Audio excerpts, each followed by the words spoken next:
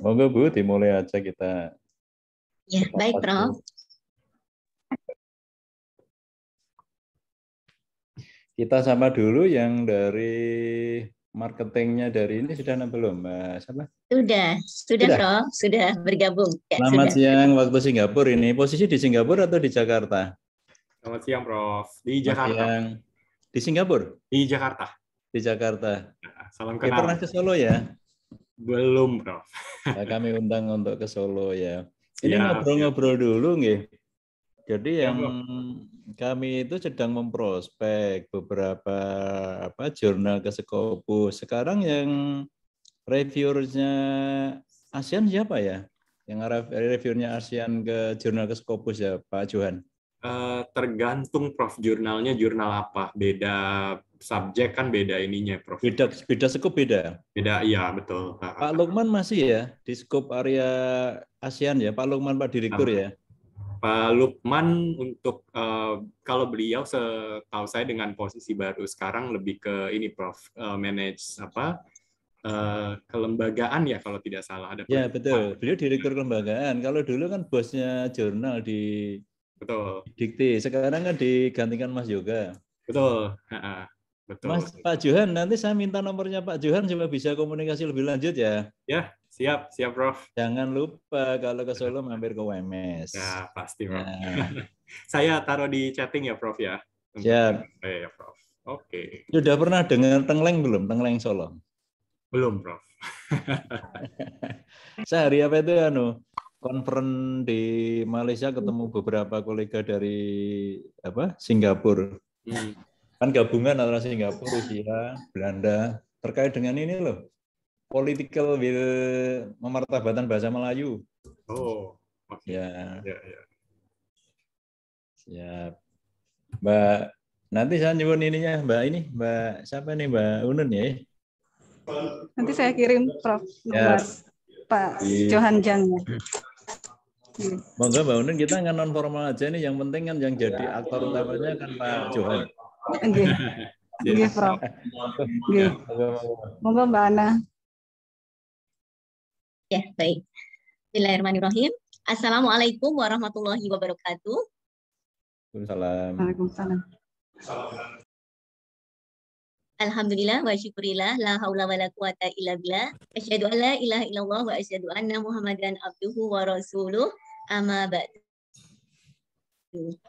Ucap syukur senantiasa kita panjatkan kehadirat Allah Subhanahu wa taala yang mana pada siang hari ini atas perkenannya kita bisa berkumpul di Zoom meeting pada siang hari ini dengan agenda acara sosialisasi dan pemanfaatan Scopus untuk peningkatan publikasi Sivitas Akademika Universitas Muhammadiyah Surakarta.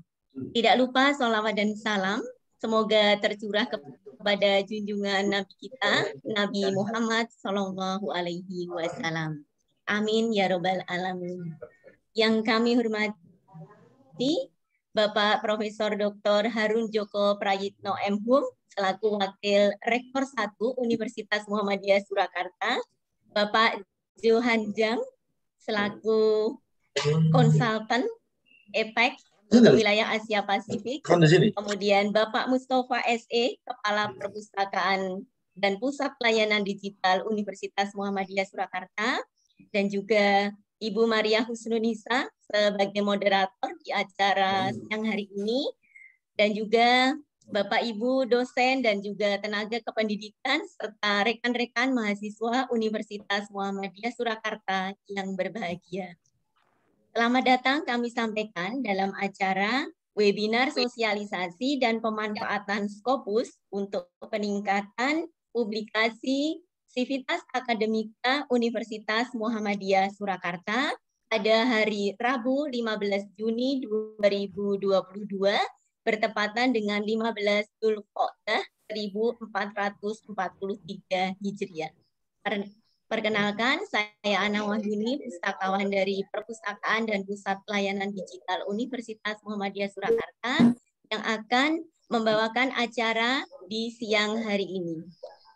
Bapak Ibu yang kami hormati, perkenankan saya membacakan susunan acara di siang hari ini.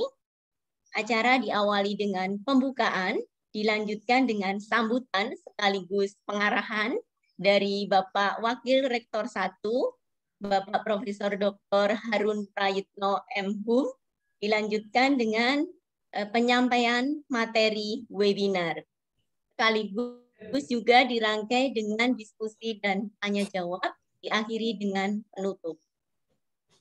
Bapak Ibu yang kami hormati, untuk mengawali acara di siang hari ini, kita buka bersama dengan membaca basmalah. Bismillahirrahmanirrahim. Berikutnya sambutan sekaligus pengarahan dan juga kami mohon untuk membuka acara webinar sosialisasi dan pemanfaatan Scopus untuk peningkatan publikasi bagi Sivitas Akademika Universitas Muhammadiyah Surakarta. Kepada Profesor Dr. Harun Joko Prayitno M.Hum, kami persilakan. Matur nuwun Mbak Ana, istilahnya tidak sambutan ini Pak Johan, sugeng rawuh.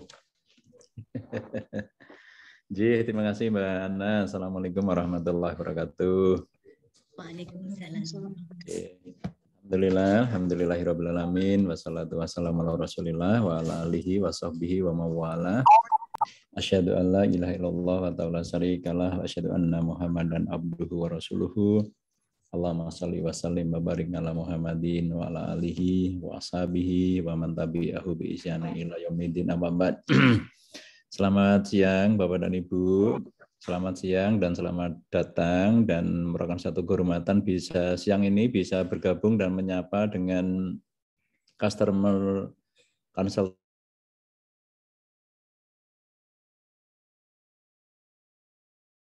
ya. Selamat siang Pak Johan. Selamat siang Prof. Harun. Terima kasih rasanya. Mudah-mudahan nanti suatu saat bisa luring ke Solo. Secara umum saya sampaikan kondisi di Solo sudah bisa dikatakan sangat stabil, sangat landai. Oleh karena itu sangat memungkinkan lah kalau suatu saat untuk berkunjung ke Solo pada umumnya dan ke UMS secara khusus ya. Konsideran Solo itu kotanya sama, tetapi memiliki sebutan dengan 4 nama Pak Johan. Solo, Solo, Surakarta, Surakarta. Tapi kotanya sama. Nah, Solo ya. Di Surakarta, di Universitas Muhammadiyah Surakarta secara demografi terletak di Surakarta. Secara pemerintahan gabungan antara Surakarta dan Sukarja. Universitas Muhammadiyah Surakarta termasuk universitas terbesarnya di Jawa Tengah, swasta ya. Kalau dilihat dari peringkat akreditasi unggul, pertama kami unggul di Jawa Tengah baik negeri maupun swasta. Kalau dilihat dari perspektif perguruan tinggi Islam, Pak Johan, kami termasuk terbaik ketiga di dunia. Sudah otomatis terbaik pertama di Indonesia untuk kategori perguruan tinggi Islam. Nah, kami berharap dengan bergabungnya kami dengan Scopus atau sebaliknya Scopus ke kami dengan login Agus member, ke depan bisa menaikkan reputasi UMS menjadi perguruan tinggi yang unggul mendunia. Itu cita-cita kami bersama Pak Rektor dan para Wakil Rektor dan semua unsur yang terlibat di Sivitas Akademika UMS ini. Saat ini UMS memiliki dosen 767 dengan supporting mahasiswa kurang lebih ya sekitar 35.000. Jadi cukup fight ya di itu. Nah, oleh karena itu tadi ngobrol di depan, ini pintu masuk untuk untuk teman-teman dosen, terutama indikator kinerja akademinya ke Scopus. Per hari ini tadi kami cek jumlah dokumen Scopus dosen-dosen UMS sebanyak 1.276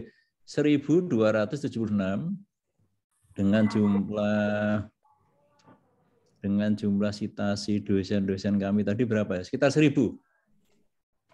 Kami ingin menaikkan. Saat ini ada beberapa jurnal yang kami prospek ke Scopus. Rata-rata sudah diindeks lebih dari 50, ada yang 100 lebih Pak Johan. Oleh karena itu nanti secara pribadi dan kelembagaan, kami dan tim perpustakaan ini, Mbak Ana, Bu Nun, Pak Mustafa, Mas Yasir, Mas Faris, dan semuanya kami nanti akan secara intens menghubungi Bapak. Mudah-mudahan berkenan ya Pak Johan ya. Siap Prof. Nah, menghubunginya enaknya menyesuaikan aja.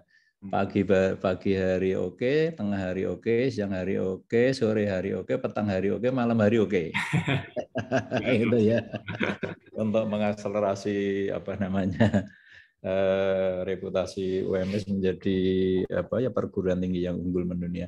Saya kira itu sebagai pengantar kepada para mahasiswa, kepada dosen, mari kita dengarkan bersama-sama, kita praktekkan bersama-sama, kita kembangkan bersama-sama.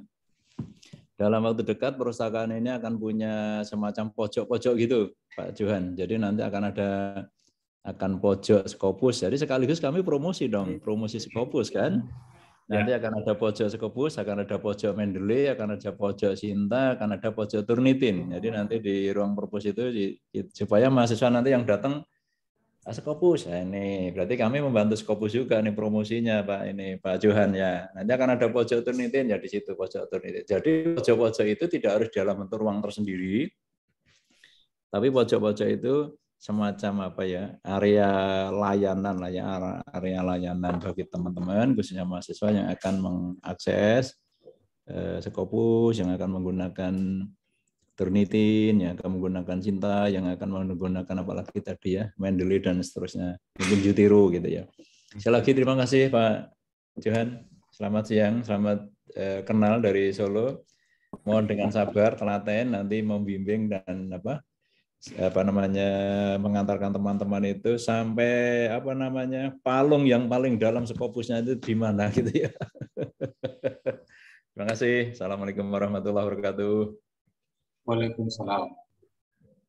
Waalaikumsalam warahmatullahi wabarakatuh.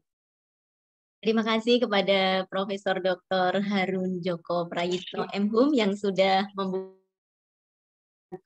acara di siang hari ini, sekaligus tadi pesan-pesan sambutan beliau. Selanjutnya, sebelum memasuki ke acara inti, kita terlebih dahulu foto bersama untuk mendokumentasikan kebersamaan kita. Mohon izin, Prof. Harun masih bisa bergabung dengan kami, Prof. Terima kasih, Mbak. Kami ya, menyimak. Kami menyimak. Baik, Prof. Harus menyimak kita Pak Johan. Dokumentasi. Terima kasih, Prof. Silakan Mas Nasib untuk mendokumentasikan. Baik,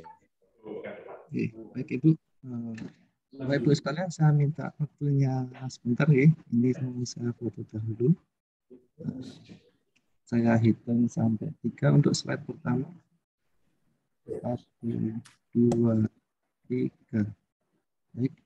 Kemudian untuk slide kedua, saya hitung lagi sampai 1, 2, 3. Kemudian slide ketiga. 1, 2. Itu suratnya pakai shot gambar. Baik, ini saya ambil perwakilan saja karena nanti slide-nya banyak sekali. Monggo Bu Ana, saya kembalikan. Ya, baik. Terima kasih Mas Nasib yang sudah mendokumentasikan acara kita di siang hari ini. Selanjutnya Bapak Ibu memasuki acara inti kita, yaitu webinar tentang sosialisasi pemanfaatan Scopus untuk peningkatan publikasi bagi Sivitas Akademika Universitas Muhammadiyah Surakarta. Nanti acara ini akan dipandu oleh Ibu Maria Husnunisa Esos MA dengan narasumber kita Bapak Johan Jang, Customer Consultant Elsevier Asia Pasifik. Kepada Ibu Maria Husnunisa, kami persilakan. Baik, terima kasih Mbak Ana. Suara saya terdengar ya? Ya, terdengar Mbak Unu. Baik, Assalamualaikum warahmatullahi wabarakatuh. Selamat siang Bapak Ibu semuanya. Alhamdulillah pada hari ini kita bisa berkumpul dalam acara sosialisasi pemanfaatan Scopus yang insya Allah nanti akan memberikan manfaat. Yang terhormat Bapak Johan Jang merupakan customer consultant di Elsevier Asia Pasifik, dan juga yang saya hormati Bapak Wakil Rektor 1, Bapak Profesor Harun Joko Prayitno, dan juga Bapak Ibu dosen serta teman-teman mahasiswa semuanya.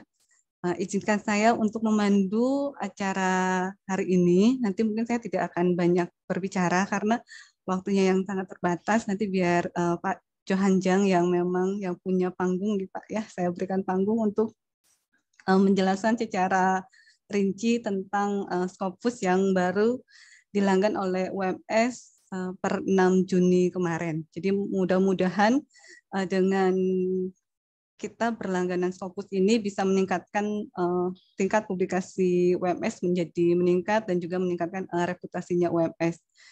Mungkin itu sekedar pengantar dari saya. Monggo nanti Bapak Ibu, teman-teman semuanya yang punya pertanyaan ketika Pak Johanjang menyampaikan, mohon disimak dengan baik sehingga nanti kita bisa memanfaatkan secara optimal ya pemanfaatan Scopus ini. Baik, tanpa untuk menghemat waktu, saya persilahkan kepada Bapak Johanjang untuk menyampaikan materi pada siang hari ini. Monggo Bapak, waktu dan layar saya persilahkan. Ya, terima kasih banyak Ibu Maria. Tentu saja ya, terima kasih Prof. Harun tadi sudah membuka juga, menyambut juga ya Pak Mustafa juga ya selaku Kepala Perpustakaan, Bapak Ibu semuanya dari Perpustakaan UMS, kemudian Bapak Ibu dosen ya dan juga rekan-rekan mahasiswa dari UMS semuanya selamat siang ya. Terima kasih sekali untuk animonya yang sangat luar biasa. Saat ini sudah 233 ya yang sudah bergabung. Jadi tentu ini adalah satu kesempatan di mana nanti ya kita bisa berdiskusi lebih lanjut. Ya, saya akan memaparkan materi, kemudian tentu kita bisa berdiskusi lebih lanjut terkait dengan Scopus. Jadi silahkan nanti Bapak Ibu ya disimak.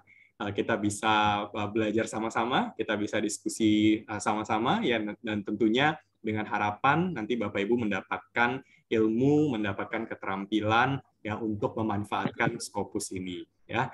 Sekali lagi perkenalkan, nama saya Johanjang, Customer Consultant dari Elsevier Asia Pacific. Karena kebetulan orang Indonesia juga ya, saya berlokasi di Jakarta sehingga nanti bisa tentunya ya satu satu keunggulan lah ya karena bisa menggunakan bahasa Indonesia seperti itu ya. Oke, nah, Bapak Ibu, saya akan mulai. Saya share screen terlebih dahulu. Nah, ya, jadi sesuai dengan topik kita, ya. Ini adalah terkait dengan sosialisasi dan pemanfaatan Scopus untuk nanti bisa meningkatkan publikasinya Bapak Ibu semuanya, ya. Nah, kita akan mulai terlebih dahulu mungkin dengan saya sedikit memperkenalkan mengenai Elsevier. Mungkin di sini Bapak Ibu dosen sudah familiar ya dengan Elsevier sendiri seperti apa.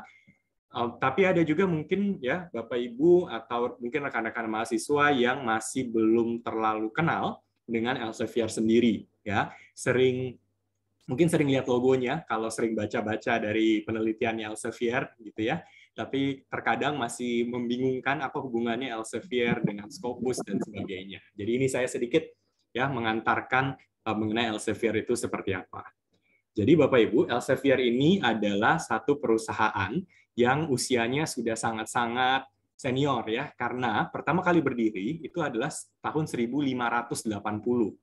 Nah, jadi tahun 1500 gitu ya. Nah, itu pertama kali berdiri. Kemudian menjadi perusahaan yang lebih established ya, yang lebih jelas arahnya seperti apa itu pada tahun 1880. Ya, jadi tahun 1880 Elsevier itu arahnya jelas sebagai satu perusahaan penerbit ya. Di pertama kali kami menerbitkan penelitian-penelitian di Eropa ya. Nah, pada masa tersebut, penelitian yang diterbitkan misalnya dari Galileo, dari Erasmus, Descartes, Alexander Fleming, Julius Verne, dan lain sebagainya. Termasuk yang Bapak Ibu lihat di layar, di sebelah kanan, ini adalah penelitian dari Galileo terkait bahwa ternyata bumi itu bukan pusat tata surya. Nah, itu dipublikasikan oleh Elsevier.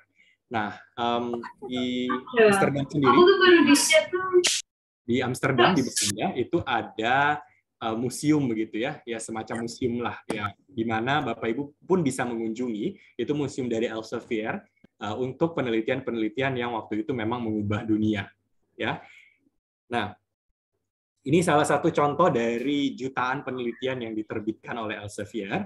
Nah, ini judulnya The Anatomy of a Large-Scale Hypertextual Web Search Engine, terbit tahun 1998 di salah satu jurnal, yaitu Computer Networks and ISDN Systems.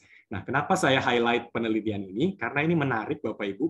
Kalau kita lihat penulisnya ya dari penelitian ini adalah Sergey Brin dan Lawrence Page. Nah, mungkin Bapak Ibu, terutama rekan-rekan mahasiswa, cukup familiar ya dengan nama Sergey Brin, Lawrence Page. Nah, Sergey Brin dan Lawrence Page, mereka adalah founder dan co-founder dari Google. Ya, jadi pada tahun 1998, mereka mempublikasikan eksperimennya mereka, yang waktu itu namanya google.stanford.edu. Jadi belum google.com. Ya. Nah, lalu mereka publikasikan di salah satu jurnalnya Elsevier. Dan sampai sekarang kita juga cukup berbangga begitu ya, karena 99% penerima Nobel di seluruh dunia, mereka juga mempublikasikan hasil penelitian mereka di jurnal-jurnal Elsevier. Nah, jadi Bapak Ibu sebagai penerbit, Elsevier ya terus menerbitkan berbagai macam penelitian yang kami taruh di satu website ya yang namanya sciencedirect.com. Mungkin Bapak Ibu juga sudah familiar di sini ya, di mana ada lebih dari 2.600 jurnal, 19 juta artikel, dan 19 juta artikel ini adalah 18% dari total artikel di seluruh dunia. 31%-nya mereka adalah peringkat pertama di subjek area mereka masing-masing. Lebih dari 90% terindeks di Scopus, 85% di Q1 dan 2, dan secara citasi kontribusinya adalah 28% dari total citasi di seluruh dunia. Ini juga mungkin yang Bapak Ibu cukup familiar, ya, yang mungkin juga sering digunakan juga. Oke. Nah, selain menerbitkan penelitian, saat ini Elsevier sudah bertransformasi menjadi Global Information Analytics Company. Jadi selain menerbitkan penelitian yang masih kita lakukan sekarang, ada perubahan yang terjadi di Elsevier, yaitu kami kemudian menghadirkan bukan hanya kontennya, bukan hanya menerbitkan konten, tapi berbagai macam solusi untuk membantu ilmu pengetahuan berkembang. Ya, ilmu pengetahuan dan juga di bidang medis. Nah, apa saja solusi-solusi yang kemudian muncul dari Elsevier selain dari jurnal-jurnalnya? Nah, kalau jurnal ada di Science Direct, nah, tapi yang lain-lain juga mungkin nama-nama ya logo-logo di sini yang Bapak Ibu cukup familiar. Ya, termasuk ada Scopus yang hari ini akan kita bahas, lalu ada Scifal, ini banyak digunakan lembaga pemerintahan seperti Dikti juga pakai gitu ya. Kemudian Digital Commons ini untuk manajemen jurnal, ya. Jadi memang jurnal-jurnal yang terindeks Scopus juga banyak ya menggunakan Digital Commons ini. Pure itu digunakan untuk memetakan ekosistem penelitian yang ada di sebuah universitas biasanya. Ya, Novel ini banyak digunakan rekan-rekan engineering. Ya, Reaxys, Embase ini untuk chemical engineering, Geofacets, geologi gitu ya, engineering village engineering, Mendeley yang juga mungkin Bapak Ibu banyak gunakan sebagai reference manager, dan masih banyak lagi yang lainnya. Ya, jadi untuk konten itu ada di Science Direct. Nah, sisanya yang lain ini adalah tools-tools ya, solusi-solusi yang punya fungsinya masing-masing untuk membantu kegiatan penelitian. Nah, yang hari ini kita akan bahas itu adalah Scopus, Bapak Ibu. Ya, Scopus dengan segala kehebohannya begitu ya, termasuk fungsi-fungsinya yang nanti kita coba lihat. Nah, jadi Bapak Ibu, Scopus yang akan kita bahas kali ini, Scopus itu adalah satu, bisa dikatakan tools begitu ya, satu solusi atau satu website yang sifatnya itu freemium. Ya, freemium itu artinya ada free-nya, ada fitur-fitur free-nya, tapi ada juga fitur-fitur premiumnya. Ya. Nah, untuk bisa mengakses fitur yang premiumnya, itu memang sifatnya adalah langganan. Nah, biasanya Bapak Ibu di sini mungkin ada yang melanggan website-website tertentu begitu ya, yang kita bayar per bulan. Ya, kita bayar secara individu. Ya, sama seperti kita melanggan mungkin kabel TV atau internet dan sebagainya. Nah, Scopus juga untuk fitur premiumnya sifatnya juga langganan. Nah, namun langganan ini adalah langganan yang sifatnya institusi. Ya, jadi rekan-rekan dari perpustakaan UMS itu sudah melanggankan ya Scopus ini ya ke Elsevier, sehingga Bapak Ibu dosen dan mahasiswa bisa memanfaatkan Scopus ya yang fitur-fitur premiumnya. Oke. Nah, ini satu hal yang penting sekali, karena di fitur-fitur premium akan banyak sekali manfaatnya yang bisa Bapak Ibu rasakan sebagai peneliti mau Bapak Ibu penelitinya sudah sangat senior sampai peneliti pemula sekalipun, ya, dengan adanya akses ke Scopus, ya, dengan fitur premiumnya, Bapak Ibu nanti bisa melihat berbagai macam keunggulan-keunggulan yang silahkan nanti digunakan semaksimal mungkin. Ya, oke, jadi ya kita akan langsung membahas ya terkait dengan bagaimana Bapak Ibu bisa memanfaatkan Scopus ini. Ya, untuk itu sebenarnya di sini sudah ada screenshot yang saya lampirkan. Namun untuk lebih baiknya saya akan menggunakan live demo saja. Jadi saya akan membuka scopus.com dan nanti Bapak Ibu di sini bisa coba sekaligus mengeksplorasi bersama dengan saya juga. Ya, dan jika nanti ada pertanyaan-pertanyaan, silakan Bapak Ibu nanti mungkin boleh unmute, atau kalau takut lupa Bapak Ibu mau taruh di chat juga mungkin boleh ya. Jadi silakan Bapak Ibu sembari menyimak ya, sembari nanti silakan mempersiapkan pertanyaan-pertanyaan seputar Scopus, boleh seperti itu ya. Oke, jadi sekarang saya ada di scopus.com Bapak Ibu ya. Nah, untuk akses scopus.com ya simpel saja, Bapak Ibu tinggal buka browsernya, ketik scopus.com. Nah, kalau Bapak Ibu berada di dalam lingkungan institusi, atau dengan kata lain Bapak Ibu ada di kampus, ya, kemudian terkoneksi dengan internet kampus, ya. Nah, maka Bapak Ibu bisa langsung membuka scopus.com dan akan terlihat seperti ini. Ya, Bapak Ibu tidak perlu registrasi, tidak perlu sign in, otomatis sudah seperti ini. Kalau di lingkungan kampus, ya, tetapi kalau di luar lingkungan kampus, maka Bapak Ibu perlu memanfaatkan fasilitas remote access, ya, yang dari UMS. Nah, nanti Bapak Ibu kalau masih bingung bagaimana memanfaatkan remote access-nya, pasti rekan-rekan dari perpustakaan siap membantu. Ya. Nah, jadi sekali lagi sifatnya bisa diakses di dalam kampus, bisa juga di luar kampus menggunakan fasilitas remote access. Oke. Nah, tampilannya harus begini ya Bapak Ibu ya. Ini tampilan premiumnya. Ya, kalau tampilannya bukan begini, Bapak Ibu masih. Nah, ini Bapak Ibu harus cek dulu apakah Bapak Ibu sudah terkoneksi dengan internet kampus, dan yang kedua, atau apakah Bapak Ibu sudah menggunakan remote access. Oke? Kalau tampilannya sudah begini, ini artinya sudah fitur yang premiumnya. Ada beberapa hal yang akan saya tunjukkan di sini. Ya, yang pertama adalah fitur untuk nanti mencari jurnal. Nah, itu penting sekali ya untuk publikasi hasil penelitian Bapak Ibu. Kemudian fitur untuk mencari dokumen dan juga mencari tren penelitian, itu juga bisa dilakukan. Fitur author dan juga fitur affiliation. Dan satu lagi, ada fitur baru yang sebentar lagi akan ada di semua Scopus, yaitu Researcher Discovery. Ya. Nah, kita akan masuk ke fitur yang pertama dulu. Ya, fitur yang pertama, ini adalah fitur untuk mencari jurnal, ya, publikasi-publikasi yang ada di Scopus. Nah, fitur mencari jurnal ini adalah fitur yang sebenarnya gratis. Ya, jadi tanpa langganan sekalipun, Bapak Ibu bisa memanfaatkan fitur ini.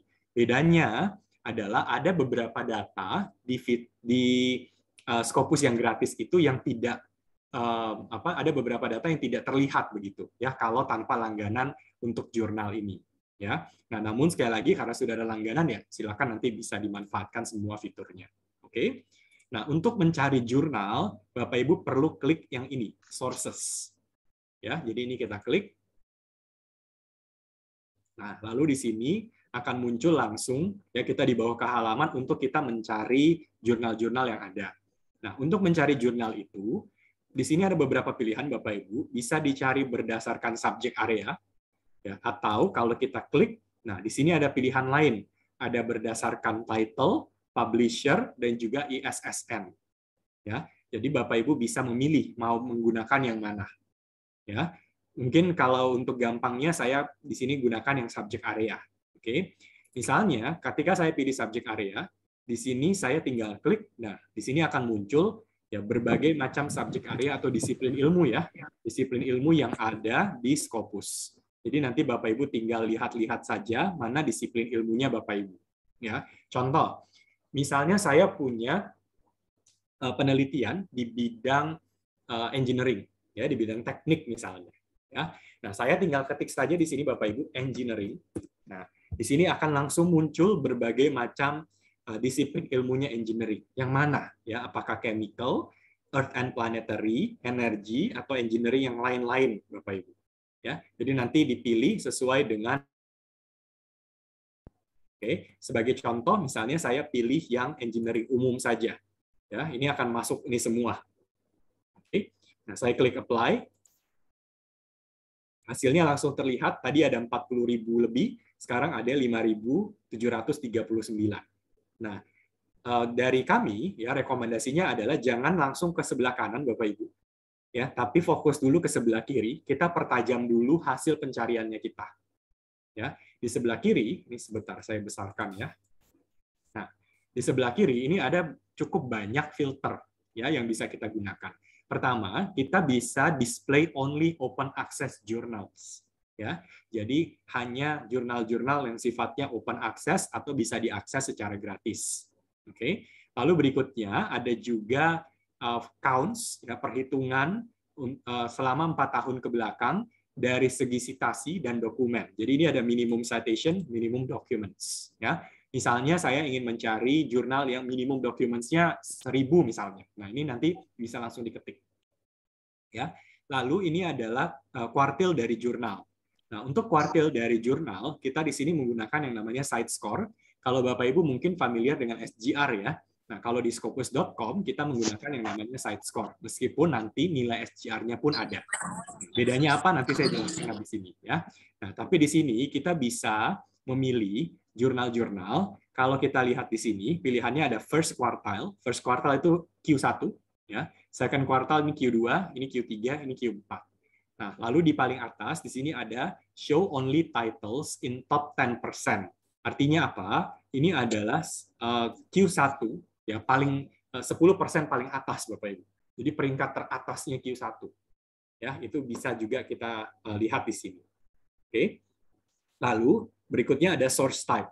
Nah, Scopus itu sebenarnya bukan hanya indeks jurnal, tapi ada juga book series, ada conference proceedings dan ada trade publication. Jadi nanti Bapak Ibu perlu memilih source type yang sesuai itu yang mana. Oke. Nah, ini hanya contoh saja. Misalnya ya Bapak Ibu, dari filter-filter ini saya memilih misalnya Q1, lalu source type-nya jurnal. Ya, jadi Q1 jurnal, saya klik apply. Tadi hasilnya 4.700-an. Sekarang kalau kita lihat hasilnya menjadi 879. Ya, karena ini yang Q1 saja dan jurnal saja. Nah, hasilnya bisa kita lihat di sini. Oke. Nah, Bapak Ibu, kalau kita lihat di sini ada beberapa informasi yang tersedia, seperti source title, ini judul dari jurnalnya, lalu ini nilai site score-nya, ini peringkatnya, ya highest percentile ini peringkatnya, peringkat 1, ya ini jurnal Electrical and Electronic Engineering, lalu ini jumlah citasi, jumlah dokumen, ya berapa persen dari artikel-artikel yang ada di jurnal ini yang disitasi, ini 96. Lalu kalau kita geser lagi, kita bisa lihat di sini ada nilai SNP, nilai SGR, dan juga publisher-nya.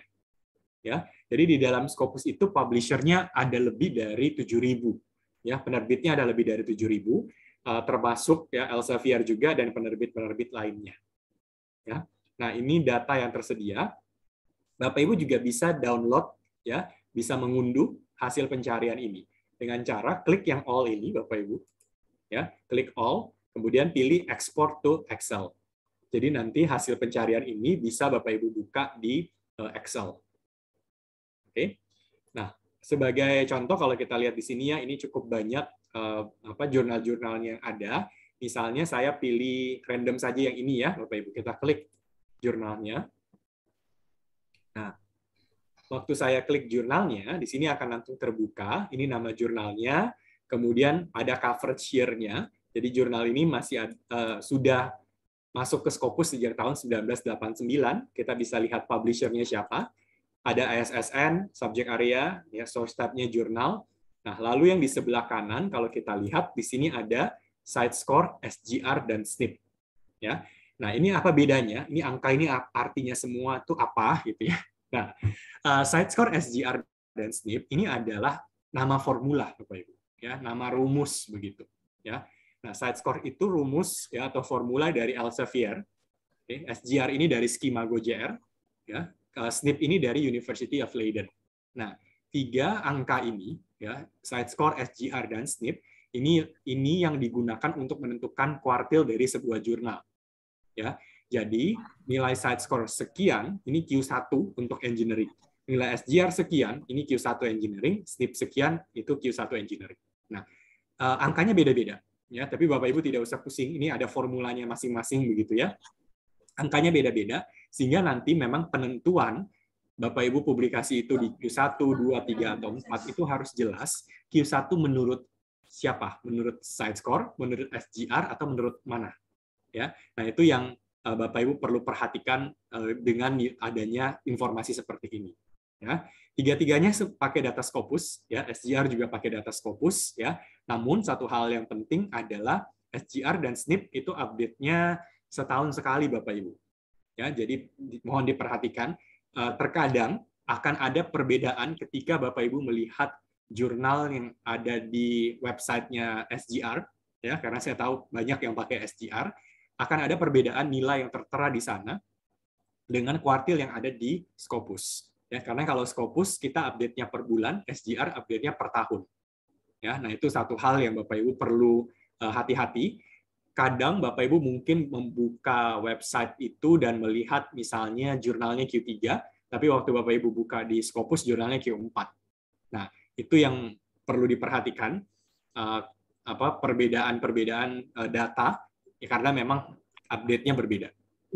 Ya, nah itu yang Bapak Ibu perlu perhatikan di sini ya. Tidak usah terlalu pusing dengan nilainya, ya, meskipun formulanya saya tahu, tapi itu very complicated. Ya, nah kita lanjut.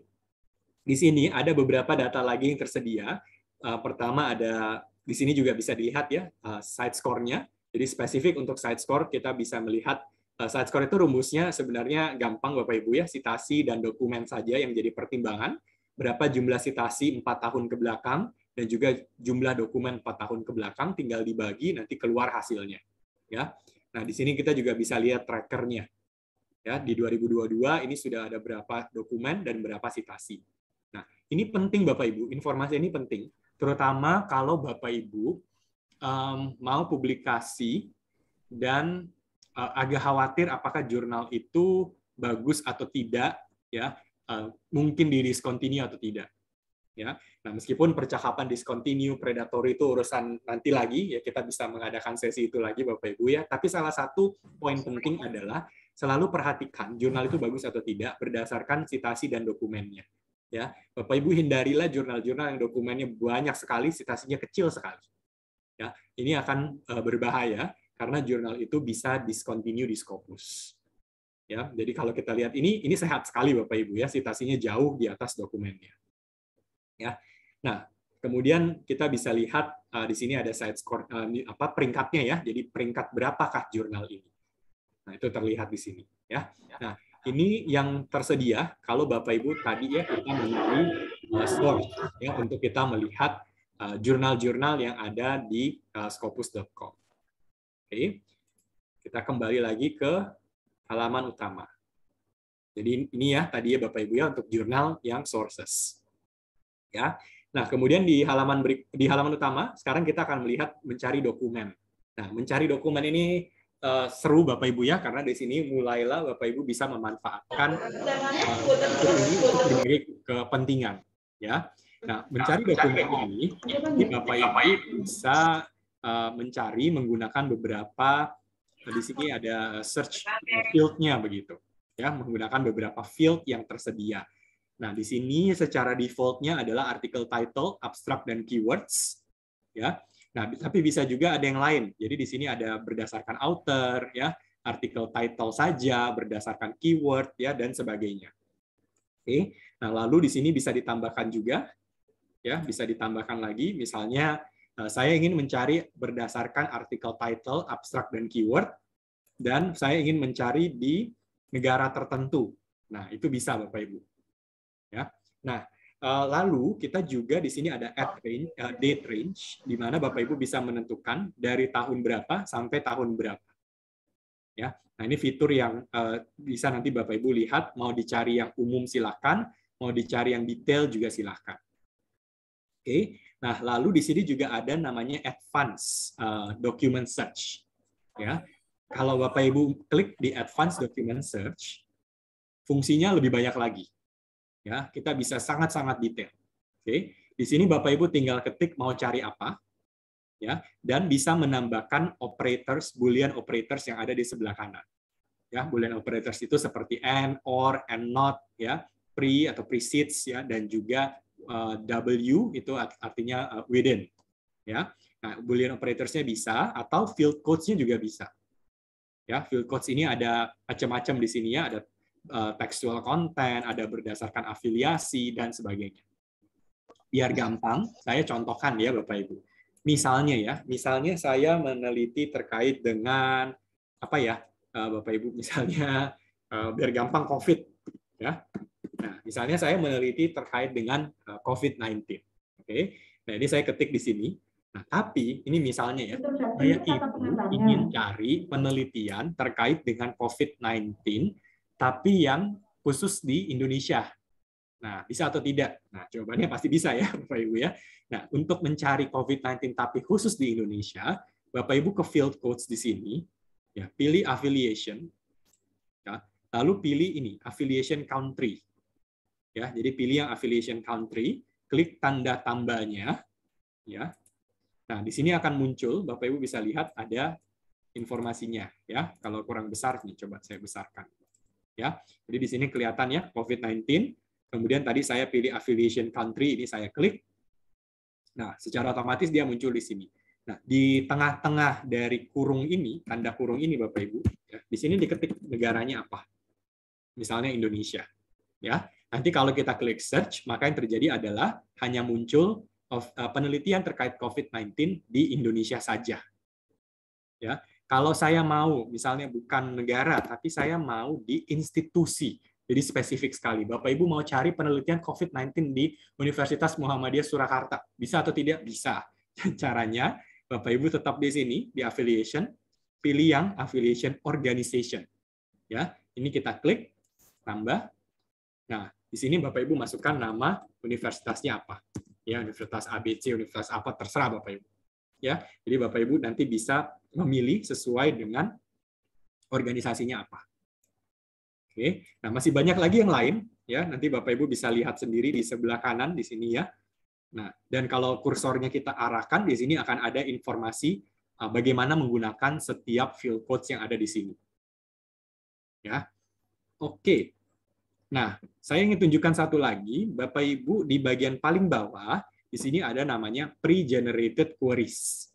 Ya, pre-generated queries ini nanti kalau kita klik akan muncul kata-kata kunci berdasarkan UN SDG. Ya, mungkin Bapak Ibu cukup familiar ya dengan United Nations Sustainable Development Goals. Ya, nah kita menyiapkan namanya pre-generated queries untuk kata-kata kunci yang berhubungan dengan UN SDG. Di sini sudah ada nih. Ya, no poverty, zero hunger, good health and well-being, quality education, dan sebagainya. Nah, dari ini semua, total sebenarnya UN SDG itu ada 17, ya, namun di sini ada 16 karena memang 17-nya itu lebih ke arah partnership. Ya, jadi bukan tipikal topik penelitian lah, ya. Makanya di sini kita bisa lihat ada 16 SDG. Nah, kalau kita perhatikan Bapak Ibu ya, ini kita coba lihat ke sini. Nah, di sini kan masih kosong ya, saya belum ketik apa-apa. Nah, kalau misalnya saya ingin membuat penelitian terkait dengan misalnya affordable and clean energy. Ya. Nah, ini bisa saya klik. Nah, secara otomatis kita lihat di sini akan langsung muncul ini adalah semua kata kunci yang terkait dengan tadi affordable and clean energy. Ya, artinya kalau saya meneliti di topik-topik ini, maka nanti penelitian saya itu akan berkontribusi terhadap SDG ini. Ya, SDG nomor 7 ini gitu. Ya. Dan di sini juga sebenarnya bisa menjadi tempat untuk Bapak Ibu mencari ide. Ya, misalnya saya penelitinya environmental science ya, atau engineering berhubungan dengan sustainability. Nah, lalu saya lagi kehabisan ide gitu ya, yang saya ingin meneliti apa ya? Nah, saya bisa pakai pre-generated queries ini, lalu saya tinggal lihat, oh ini adalah topik-topik yang bisa saya gunakan untuk penelitian saya. Ya, tidak harus semuanya, nanti Bapak Ibu bisa pilih gitu ya dari semua ini. Misalnya, oh saya mau meneliti terkait dengan affordable electricity. Nah, apa yang Bapak Ibu lakukan? Bapak Ibu tinggal hapus saja semuanya. Ini ya, hapus semuanya. Nah, Bapak Ibu pilih ini affordable electricity. Ini ya. Nah, udah cukup begini Bapak Ibu. Ya, jadi penelitiannya Bapak Ibu nanti ya itu terkait dengan affordable electricity dan ini berkontribusi pada SDG tersebut. Ya, ini salah satu cara yang bisa digunakan. Ya. Nah, kita untuk contoh, oke lah, kita pakai ini ya, affordable and clean energy. Nah, ini muncul semua nih Bapak Ibu. Ya. Nah, dari topik ini, saya bisa klik search ya. Nah, nanti hasilnya, ini mungkin sedikit lama ya karena banyak keywordnya. Nah, tapi hasilnya akan muncul. Di layar saya sudah tampak, semoga di Bapak Ibu juga sudah ya. Nah, hasilnya muncul di sini ada lebih dari 1.100.000 dokumen terkait dengan SDG nomor 7, Affordable and Clean Energy. Ya, ini banyak sekali. Oke. Nah, hasil pencarian ini kita bisa lihat hasilnya di bawah. Ya. Nah, sama seperti sebelumnya, Bapak Ibu jangan ke kanan dulu, ke kiri dulu. Pertajam dulu hasil pencariannya. Ya. Jadi jangan ke kanan dulu, kita ke kiri dulu. Di sini ada banyak pilihan. Pertama, Bapak Ibu bisa memilih apakah Bapak Ibu hanya ingin menampilkan jurnal-jurnal open access. Ya, kalau iya di sini ada pilihannya. Lalu ini tahun, ya tahun ya sudah jelas lah ya Bapak Ibu ya, ini tahun terbitnya kapan. Lalu di sini ada author name, ya. Lalu ada subject areanya, ya. Lalu juga ada document type-nya, apakah artikel, conference paper, review dan sebagainya. Lalu source title, source title itu judul jurnal, ya ini judul-judul jurnal nih Bapak Ibu. Oke. Lalu publication stage-nya, apakah final atau articles in press. Ini keyword-nya, affiliation-nya, ya. Dan terakhir ada funding sponsornya. Jadi pemberi dana hibahnya dari mana begitu. Ya. Nah, ini silakan nanti Bapak Ibu bisa pilih sesuai dengan yang Bapak Ibu butuhkan. Ya. Nah, kalau kita lihat hasilnya ada di sini semua. Ya, hasilnya di sini pertama ada dokumen. Dokumen itu artinya ya inilah semua artikel ya terkait dengan SDG nomor 7 ya. Lalu di sini ada secondary document. Nah, secondary document itu apa? Secondary document ini adalah dokumen-dokumen yang digunakan di referensi. Ya, jadi ini adalah secondary document. Itu adalah dokumen-dokumen yang digunakan di referensi-referensi pada dokumen, pada artikel begitu ya. Namun, ya, referensi-referensi yang ada di secondary ini ya itu bukan Scopus Index ya. Jadi misalnya ya ada satu peneliti dia menerbitkan penelitiannya terindeks Scopus. Salah satu referensi yang digunakan itu adalah referensi dari salah satu jurnal Sinta. Ya, jurnal Sintanya itu belum terindeks Scopus.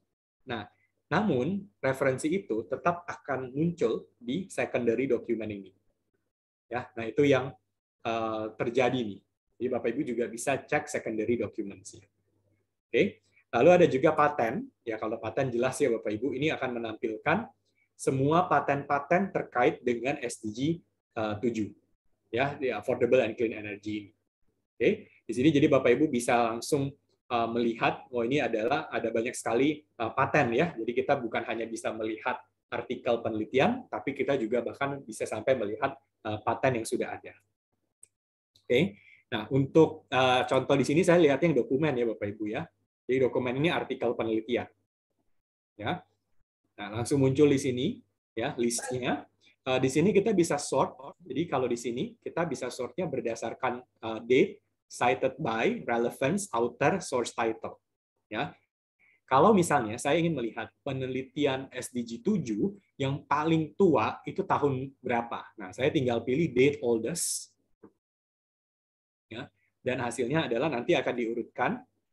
Nah, penelitian paling tua itu tahun 1909, Energy Consumption of Commercial Vehicle.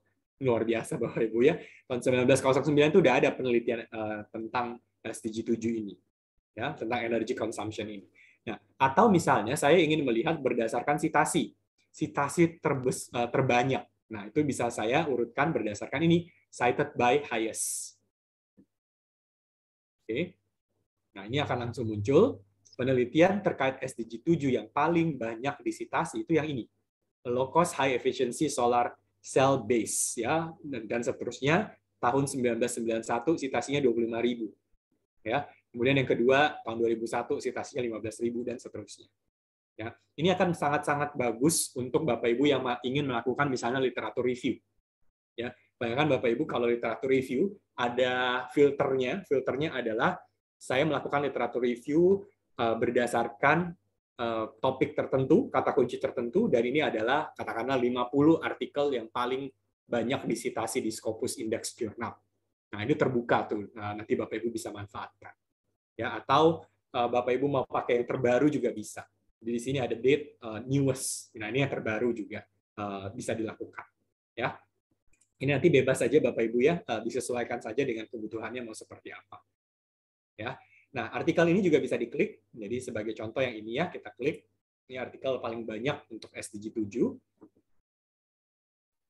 Oke, sebentar. Iya, oke, muncul ya. Jadi akan langsung muncul beberapa informasi ya yang cukup lengkap lah. Ya, pertama di sini ada nama jurnal, volumenya, kapan ini publikasi. Lalu di sini akan sebelah kiri ya kita bisa lihat ini adalah artikel, ini jurnal, ada ISSN, ada DOI-nya. Lalu di sini adalah judulnya. Dan di sini ada nama author-nya ya, dan author ini bisa diklik Bapak Ibu.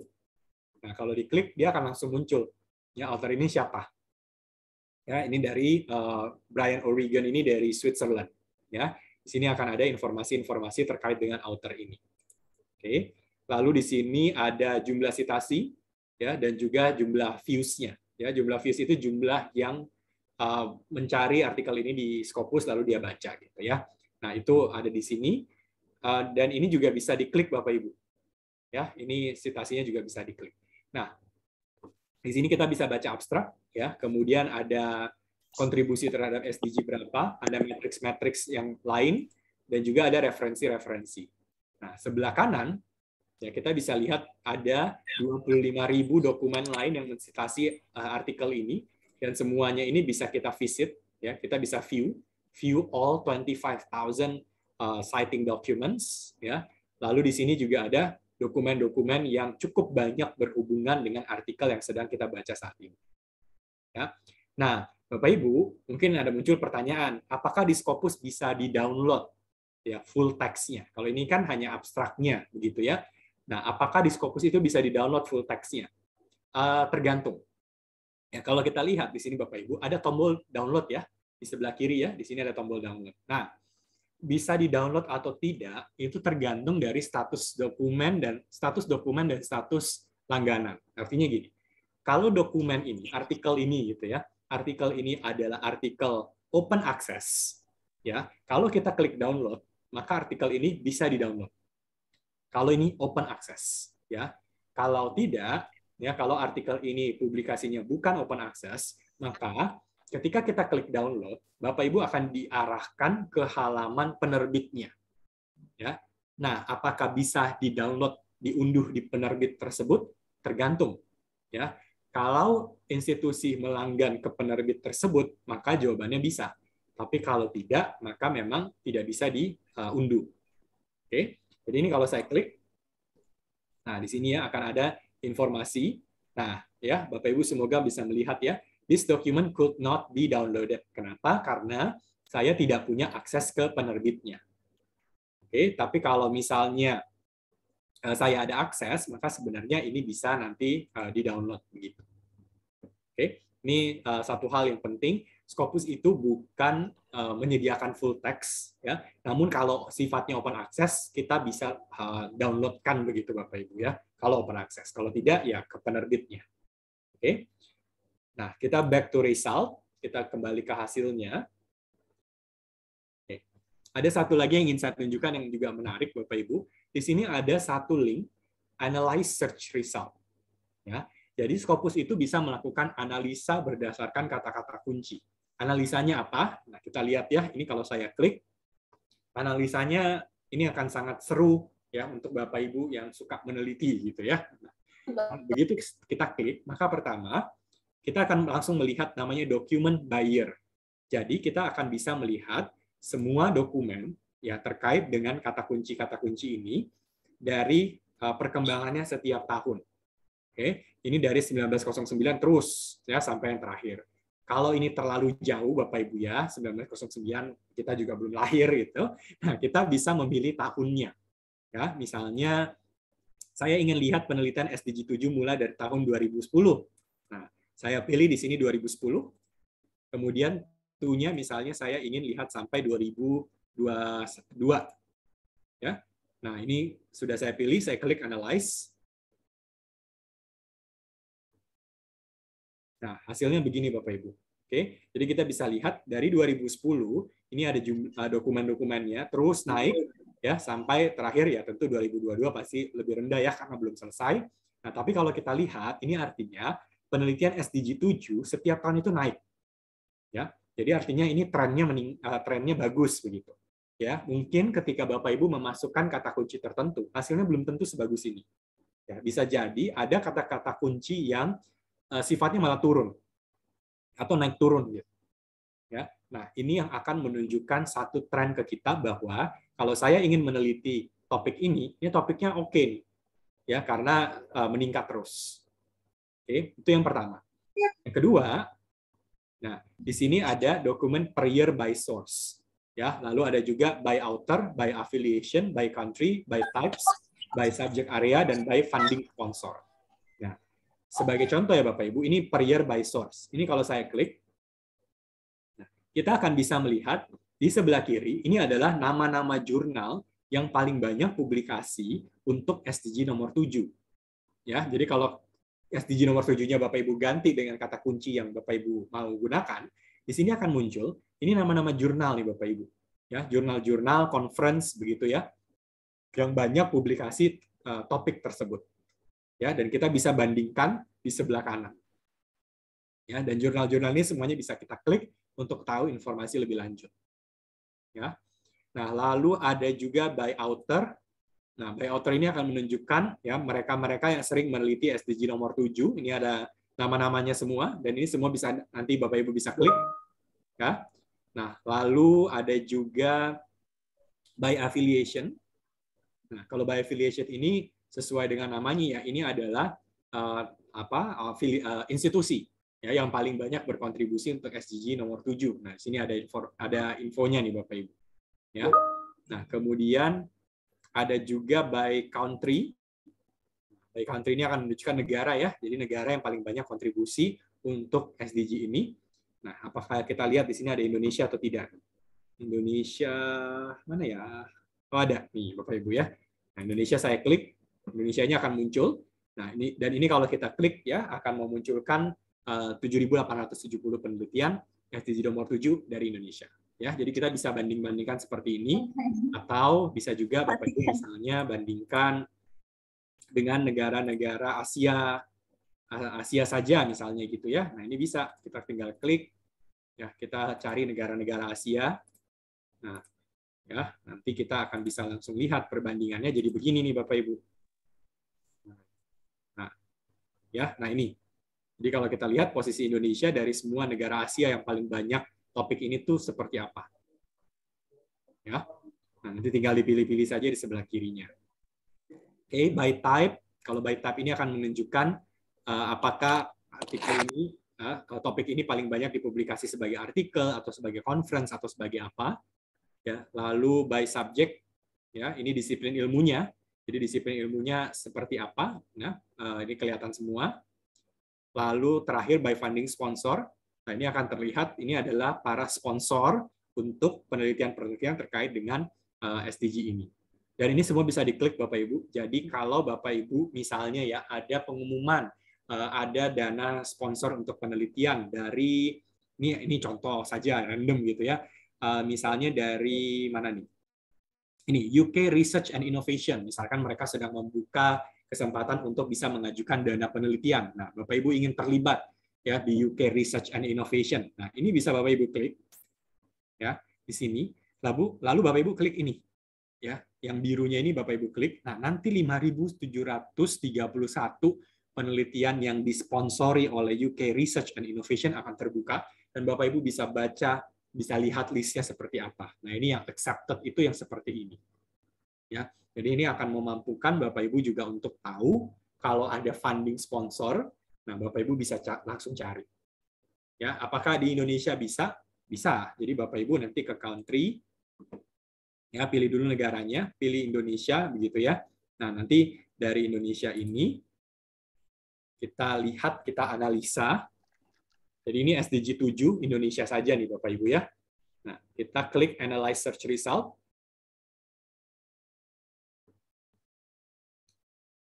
Oke. Nah, langsung muncul lagi seperti ini Bapak Ibu. Ya. Sekarang kita lihat ini ya, the documents by funding sponsor. Nah, langsung terbuka nih. Jadi ini ya, mereka-mereka ini adalah para funder ya untuk penelitian terkait dengan SDG 7. Ya. Nah, kelihatan semuanya di sini. Jadi Bapak Ibu bisa explore lebih lanjut nih. Ya. Misalnya kalau dari Dikti itu seperti apa? Oh, ternyata ada juga dari Ministry of Higher Education-nya Malaysia misalnya ya, ada Japan Society for Promotion of Science dan seterusnya. Ya. By author, by affiliation dan sebagainya juga silakan nanti Bapak Ibu. Ya. Oke, nah itu pemanfaatan ya dari tadi kita mencari kata kunci yang ada di Scopus ya, lalu Bapak Ibu nanti tinggal eksplorasi serulah begitu ya, nanti sesuai dengan kebutuhannya seperti apa. Nah, fitur berikutnya itu adalah outer. Ya, kita masih di halaman utama dan kita sekarang ada di outer nih Bapak Ibu. Ya, outer ini ya adalah fitur yang juga bisa diakses secara gratis tanpa langganan, namun ada keterbatasannya. Ya. Nah, fitur yang di outer yang di sini ini sudah yang premium dan bisa nanti Bapak Ibu gunakan ya, dengan fitur yang lebih banyak. Nah, jadi di sini pertama kita bisa search outer name. Ya, search outer, search peneliti gitu ya, kita cari peneliti, bisa menggunakan outer name atau bisa menggunakan ORCID ID. Ya, kalau kita tahu ORCID ID-nya silakan. Ya, nah nanti outer name-nya Bapak Ibu harus memasukkan last name, jadi nama belakangnya itu harus ada. Kemudian first name-nya ini pilihan, ya bisa iya, bisa tidak, terserah. Nah lalu di sini ada affiliation, artinya ini nama institusinya. Ya, kita bisa mencari nama kita sendiri. Kalau Bapak Ibu sudah punya Scopus ID, bisa cari nama sendiri, atau bisa juga cari nama siapapun yang Bapak Ibu tahu punya Scopus ID. Ya, jadi Bapak Ibu mau, misalnya mahasiswa mau cari nama dosennya di sini, bisa. Ya, Bapak Ibu dosen mau cari fitur seorang reviewer, ya, profil, bukan fitur, profil seorang reviewer misalnya, ya, Bapak Ibu bisa cari di sini, ya, atau mau cari profil seorang peneliti di luar Indonesia yang mau diajak kolaborasi, silahkan bisa juga diketik di sini. Ya. Nah, sebagai contoh, saya gunakan nama ini ya. Oke, ini orang Jepang nih, Bapak Ibu. Oke, jadi first name-nya dia Mori, last name dia Masahiro. Oke, nah saya klik search. Oke, hasilnya langsung muncul seperti ini. Nah, kalau kita lihat, kenapa hasilnya 5? Ya, hasilnya 5 karena satu nama memang bisa di beberapa orang. Ya, jadi nama-nama yang cukup umum memang hasilnya di sini bisa lebih dari 1. Ya. Nah, kalau kita lihat hasilnya muncul di sini, ada filter juga di sebelah kiri. Tapi kalau hasilnya sedikit, biasanya kita bisa langsung lihat saja hasilnya di sebelah kanan. Ya.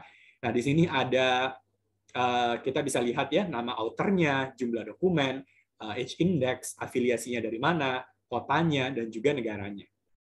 Oke, nah di sini kita nanti bisa memilih mana yang ya sebenarnya adalah outer yang sedang kita cari. Ya.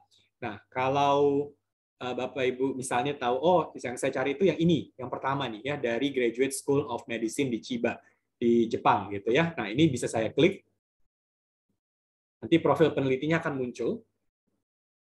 Kita tunggu sebentar. Oke, nah jadi di sini langsung ada informasi ya. Nah, ini adalah beliau dari mana, ya Scopus ID-nya seperti apa ya. Nah, kemudian di sini ada informasi yang lebih lengkap nih. Ya, pertama kita bisa lihat jumlah dokumen, jumlah citasi, H-index, lalu di sini ada trennya. Ya, jadi peneliti ini tuh seperti apa dari sisi dokumen yang dipublikasikan dan juga dari citasi yang didapatkan. Ya, lalu di sini ada topik-topik. Ya, jadi peneliti ini ya banyak meneliti terkait dengan topik apa. Nah, akan muncul juga Oke, lalu di sini ada listnya. Ini adalah semua dokumen yang dipublikasikan oleh peneliti ini. Ya, dan juga bisa di-sort berdasarkan date, cited by, first author, dan seterusnya. Ya, misalnya cited by highest, kita bisa langsung lihat penelitian dari peneliti ini yang paling banyak disitasi itu yang ini. Ya, dan ada jumlahnya di sini. Ya, lalu di sini adalah cited by. Ini akan menunjukkan semua penelitian lain yang mensitasi ya, peneliti ini, begitu ya. Ada hampir 5.000. Ada preprints, ada co-authors juga. Di sini ada nama-nama orang lain, begitu ya, yang menjadi co-authors. Lalu ada topik dan juga ada grants. Ya, jadi ini lumayan lengkap lah informasi yang nanti bisa Bapak Ibu explore lebih lanjut. Ya, nah kalau Bapak Ibu misalnya tahu bahwa saya untuk penelitian ini saya perlu menggunakan karya dari seseorang, ya. Nah, orang ini bisa Bapak Ibu cari di Scopus, ya, dan Bapak Ibu bisa membaca ini artikel-artikel lain yang dipublikasikan oleh si peneliti ini, ya. Atau Bapak Ibu mau cari reviewer, ya, bisa juga Bapak Ibu manfaatkan Scopus ini, ya. Kolaborator juga bisa, oke. Nah, itu fitur untuk mencari author. Ya, tadi ya kita tinggal ketik saja last name-nya, first name-nya. Nah, berikutnya afiliasi. Ini saya skip dulu Bapak Ibu. Sekarang afiliasi dulu, ya. Nah, untuk afiliasi, Bapak Ibu bisa mencari institusi, ya. Bisa cari institusi sendiri, bisa juga cari institusi yang lain, ya.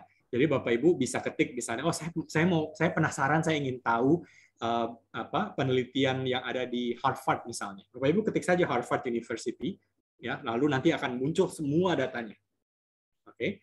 Nah, kita untuk contoh, ya, ini saya mohon izin ya kepada Bapak Ibu, kita pakai UMS tidak masalah kah?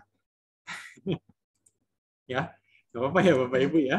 Nah, nggak enak soalnya kalau pakai yang lain ya. Nah, jadi kalau kita lihat di sini Bapak Ibu tinggal diketik saja, nanti pasti muncul. Ya, nama universitasnya, tinggal diklik. Oke, tunggu sebentar. Nah, langsung muncul nih Bapak Ibu. Ya, jadi akan muncul di sini informasi terkait dengan UMS, ya, mulai dari alamat, affiliation ID, ada nama-namanya, ya. Lalu di sini ada seluruh dokumen yang ada dipublikasikan di UMS muncul di sini ya.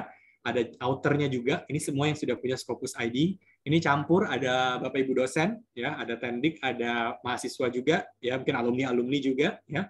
Di sini ada semua listnya. Lalu kita bisa lihat by subject area. Jadi ternyata kalau UMS itu paling banyak publikasinya di engineering, ya, lalu social science, lalu physics, ya, medicine dan seterusnya. Ya, jadi ini banyak, ada pemisahannya juga di sini, dan Bapak Ibu juga bisa lihat collaborating affiliation. Jadi Bapak Ibu itu paling sering berkolaborasi dengan siapa? Ya, ternyata paling banyak sama UGM, lalu UNS, ya, lalu Tun Hussein on Malaysia dan seterusnya. Ya. Lalu by source, nah by source ini akan menunjukkan Bapak Ibu itu paling sering publikasi di jurnal atau conference yang mana. Nah, nanti akan muncul nih Bapak Ibu. Ya, ternyata di sini paling banyak 105 itu di Physics Conference Series, ya, lalu AIP Conference Proceedings. Dan ini semuanya bisa diklik. Ya, jadi kalau saya penasaran penelitian dari UMS yang dipublikasikan di misalnya ini Journal of Physics Conference Series itu apa saja, itu tinggal diklik, nanti dokumennya muncul semua. Ya, nah di sini bisa Bapak Ibu perhatikan digunakan lah untuk ini. Nah, ini bagus di Bapak Ibu ada 17 pernah publikasi di The Lancet ya. Ini medical science terbaik dunia nih Bapak Ibu. Ya. Nah, semua yang biru, semua yang ada angka-angka dan berwarna biru ini, semuanya bisa diklik. Ya, jadi kalau Bapak Ibu di sini mungkin ada dekan begitu ya, atau ada dosen-dosen dari fakultas tertentu ingin tahu performance fakultasnya, itu juga bisa menggunakan data yang tersedia di sini. Ya, saya ingin tahu engineering, nah tinggal klik saja, nanti akan muncul semua. Ya, ini kalau kita klik, kita coba lihat Bapak Ibu. Nah, ini 337 engineering saja. Dari UMS, namanya muncul semua di sini. Ya, artikelnya muncul semua.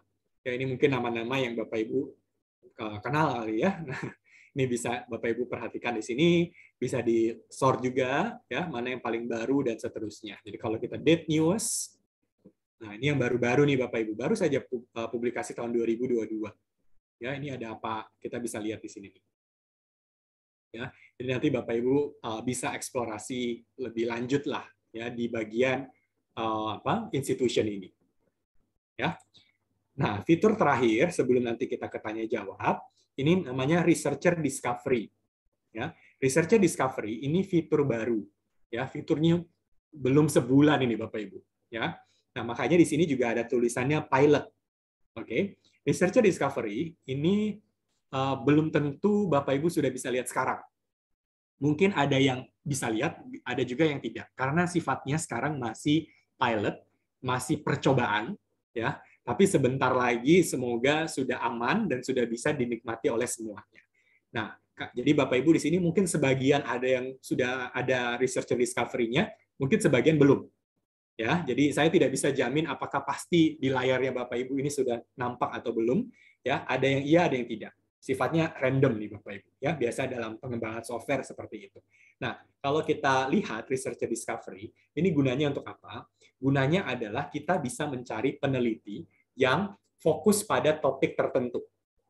Nah, ini sangat-sangat bermanfaat untuk mencari kolaborator. Ya, jadi misalnya Bapak Ibu itu ingin cari peneliti yang fokus pada environmental sustainability. Misalnya ini. Ya. Oke, saya meneliti tentang environmental sustainability, saya ingin cari peneliti lain tuh siapa saja sih ya di topik ini. Klik search.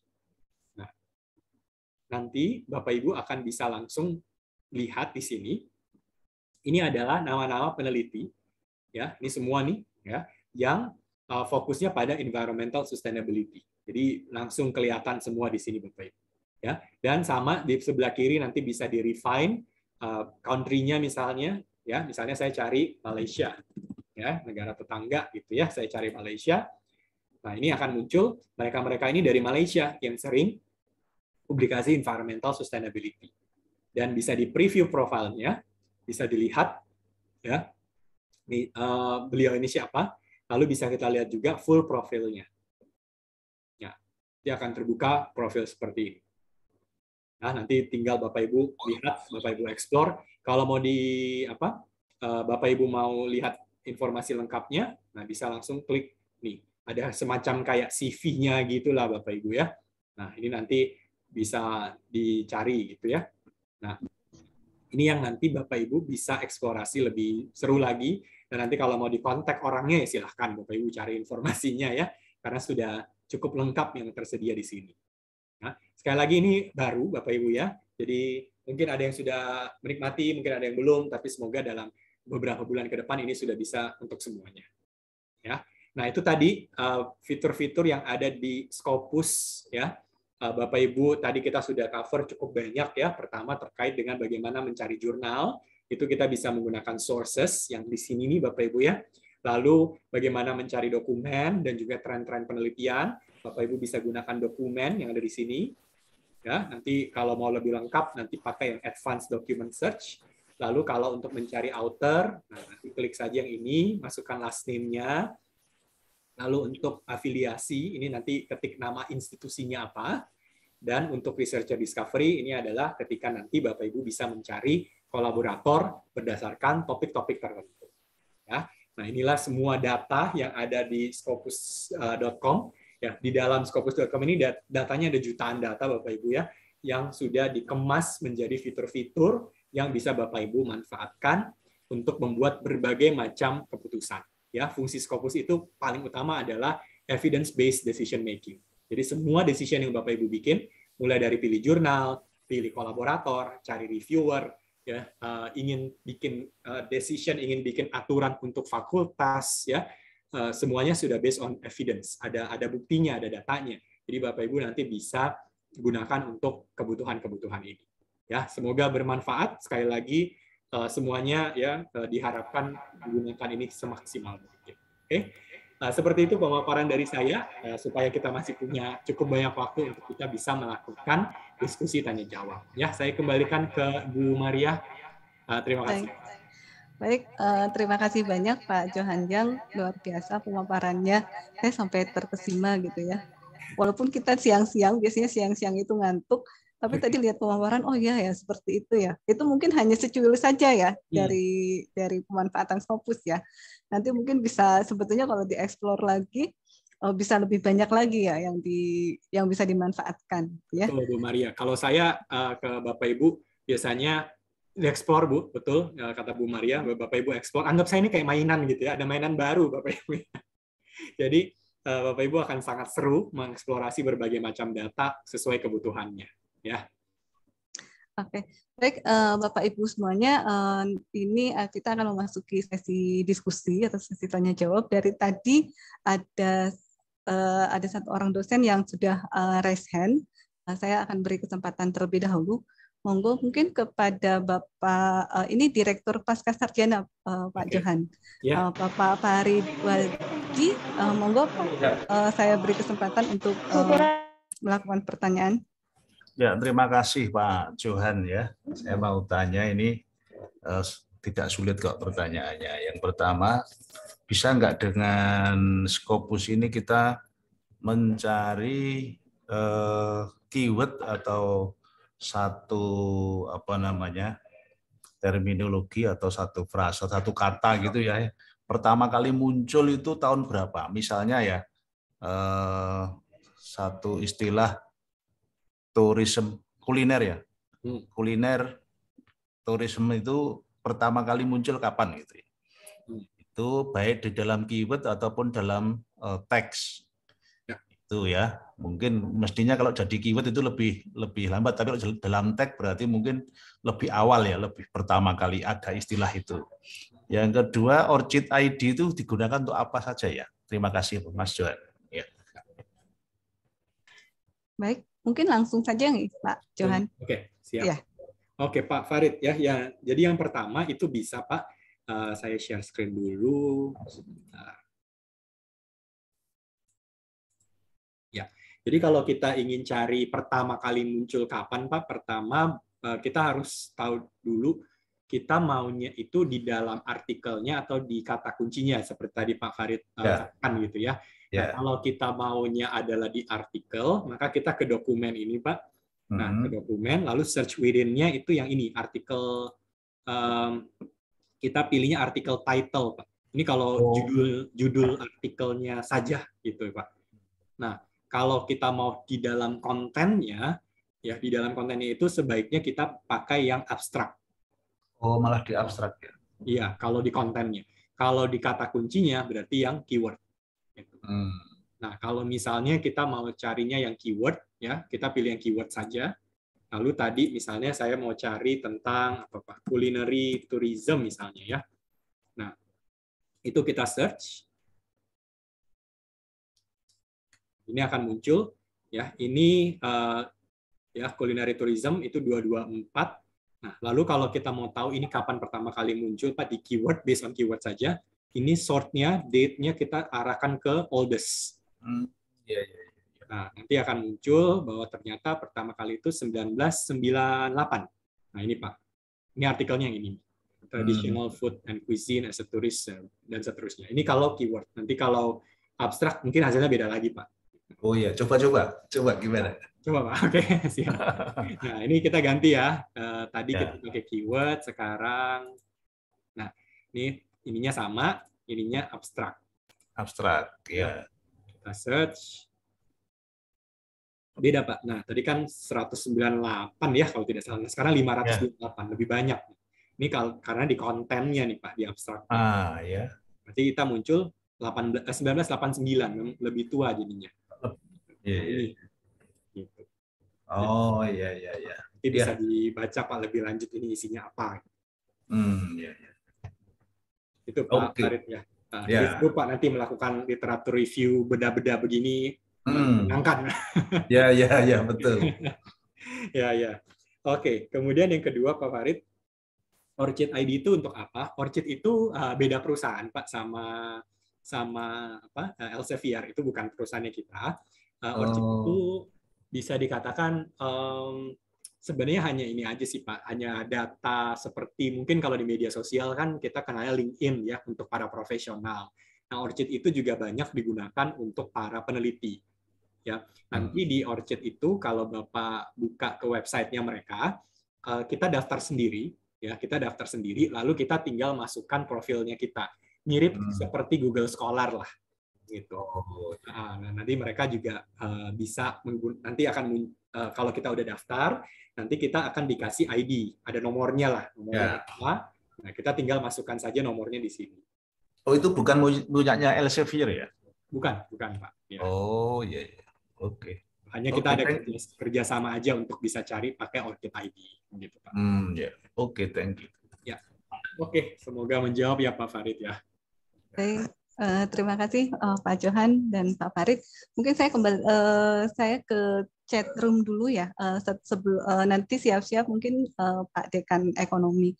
Di chat room ada yang bertanya Pak Johan.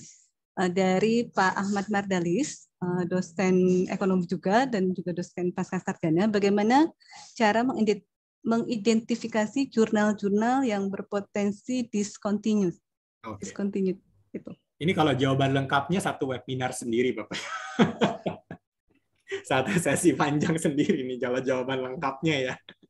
Karena banyak memang indikator-indikator yang kita harus perhatikan. Tapi yang pasti ini, di Scopus ya, ketika jurnal masuk pertama kali di Scopus, terindeks Scopus, itu tidak mungkin jurnalnya predator, itu yang pasti.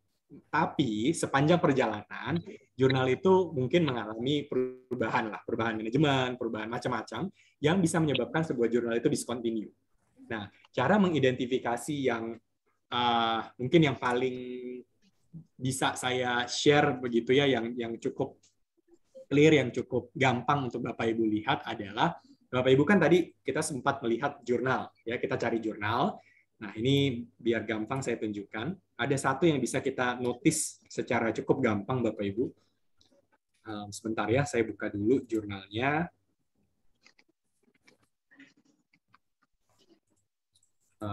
Oke. Bentar ya, ini lagi loading.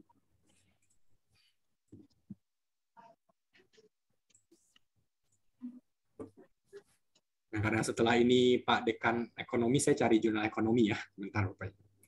Saya kasih waktu 50 menit nanti. Oke, siap, Pak. Nanti titipkan Pak Awang ya, atau Pak Min. Sudah ya. Ini apa ini Pak Abdul Aris ini? Nah, ini Bapak Ibu ya, ini salah satu contoh saja. Kita cari satu jurnal. Ini jurnal Q4.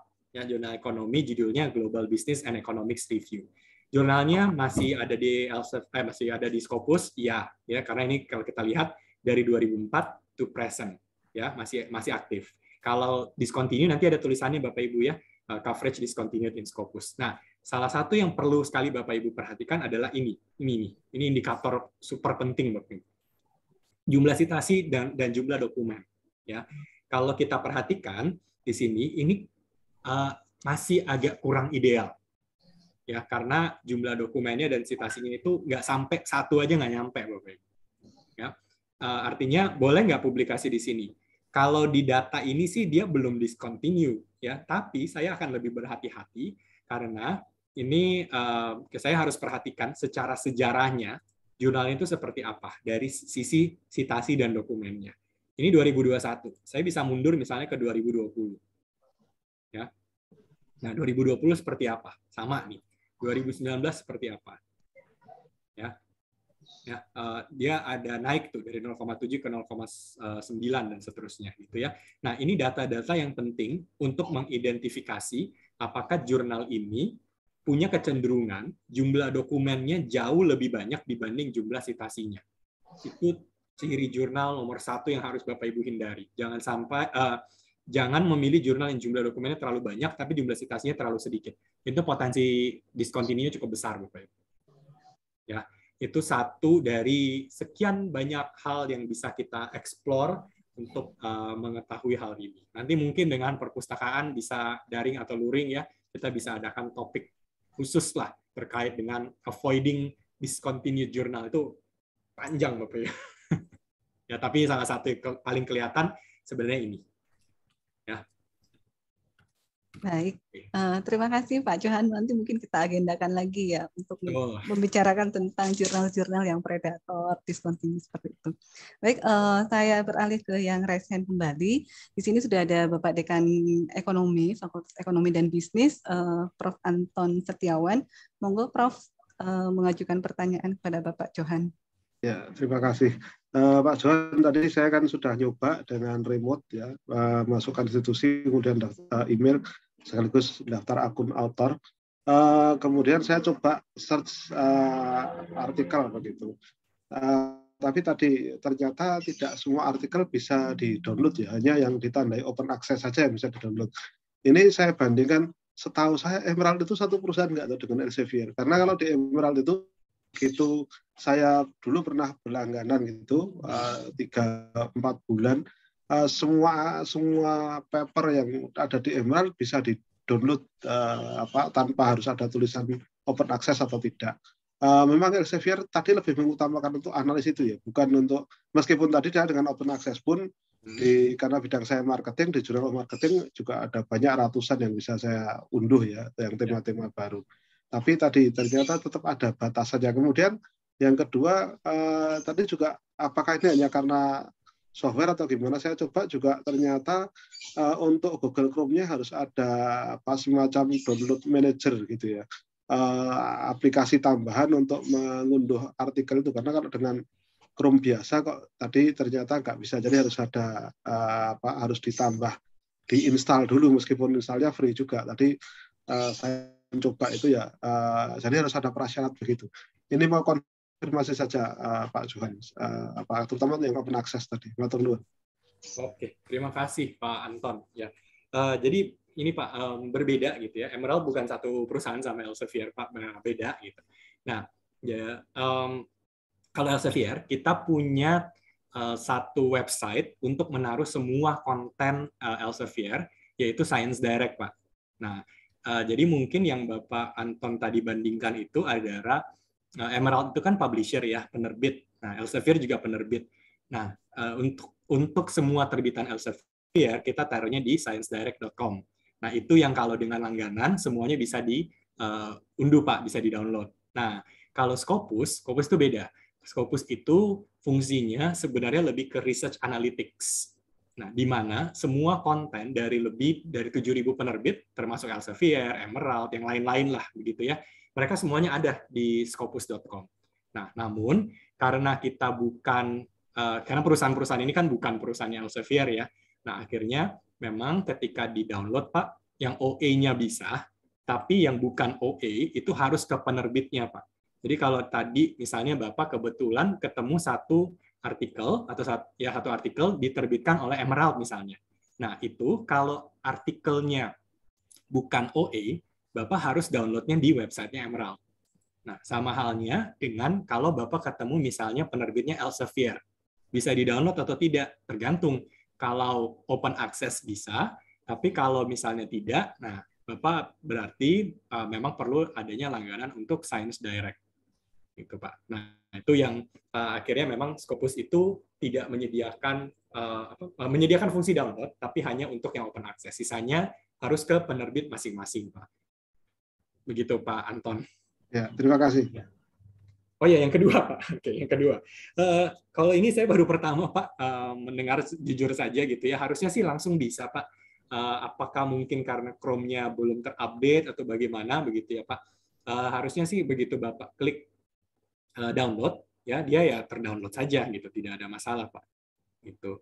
Mungkin nanti bisa dicek Pak, karena kalau biasanya saya langsung saja sih Pak. Gitu. Ya, oke. Baik. Semoga menjawab ya Pak Anton ya. Oke, mungkin nanti bisa dicek di komputernya gitu, Prof. Baik, terima kasih Pak Johan. Kemudian menuju ke pertanyaan yang lain dari Pak Muhammad Salahuddin. Ini menanyakan kalau tidak dapat akses, the institution cannot give you access, bagaimana biar bisa dapat aksesnya? Oke. Gitu. Mungkin lebih jelasnya Pak Muhammad Salahuddin bisa open mic mungkin? Ada ininya mungkin Bu, ada gambarnya ya. Bapak sudah attach juga di chatting. Iya. Oh iya, iya. Monggo, silakan. Kalau untuk ini Pak, mungkin saya harus kembalikan ke perpustakaan Bu Maria gitu. Biasanya remote access-nya menggunakan apa Ibu? Kemarin menggunakan email UMS Bu. Oke, email UMS ya. UniID, betul. Oh, oke. Apakah sudah ini Bu, semua email sudah didaftarkan atau email domain maksud saya? Sudah.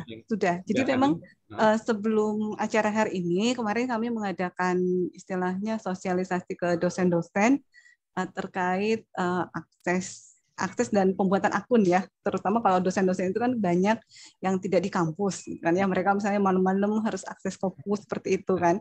Nah itu sudah kita adakan workshop memang sudah ini. Mungkin memang ini ada beberapa, tapi memang yang kemarin yang ikut itu tidak sebanyak hari ini gitu Pak Johan. Ya.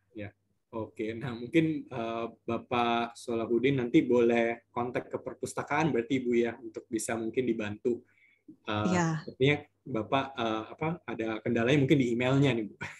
Oh iya, nanti bisa komunikasi dengan kami di perpustakaan mungkin Pak, atau juga bisa dengan teman-teman di LPPI. Oh, oke. Gitu. Ya. Mateniku. Oke. Untuk pertanyaan selanjutnya mungkin Bapak Ibu saya persilahkan, mumpung ada Bapak Johanjang. Oh ini sudah ada ternyata yang raise hand kembali. Ada Bapak Zulfikar. Monggo Bapak saya persilahkan untuk bertanya. Baik Pak Johan. Ini mungkin di luar konteks. Jadi saya menulis di jurnal Scopus, tetapi di daftar list saya itu belum ada. Itu masalahnya apa ya?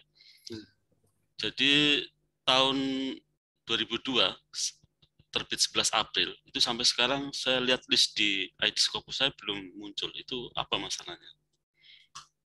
Oke, ya Pak. Tahun 2002 Pak. Waduh. Iya. 2002 kan Pak, benar ya Pak? Iya, 11 April. 11 April 2002. Oke. Ya Pak. Bapak sudah cek jurnalnya, apakah jurnalnya masih aktif? Sudah Pak. Sudah. Masih aktif? Masih aktif. Oh, oke. Ya. Nah, ini kalau cara gampangnya Pak, Bapak bisa email ke, sebentar, saya taruh di chatting ya Pak.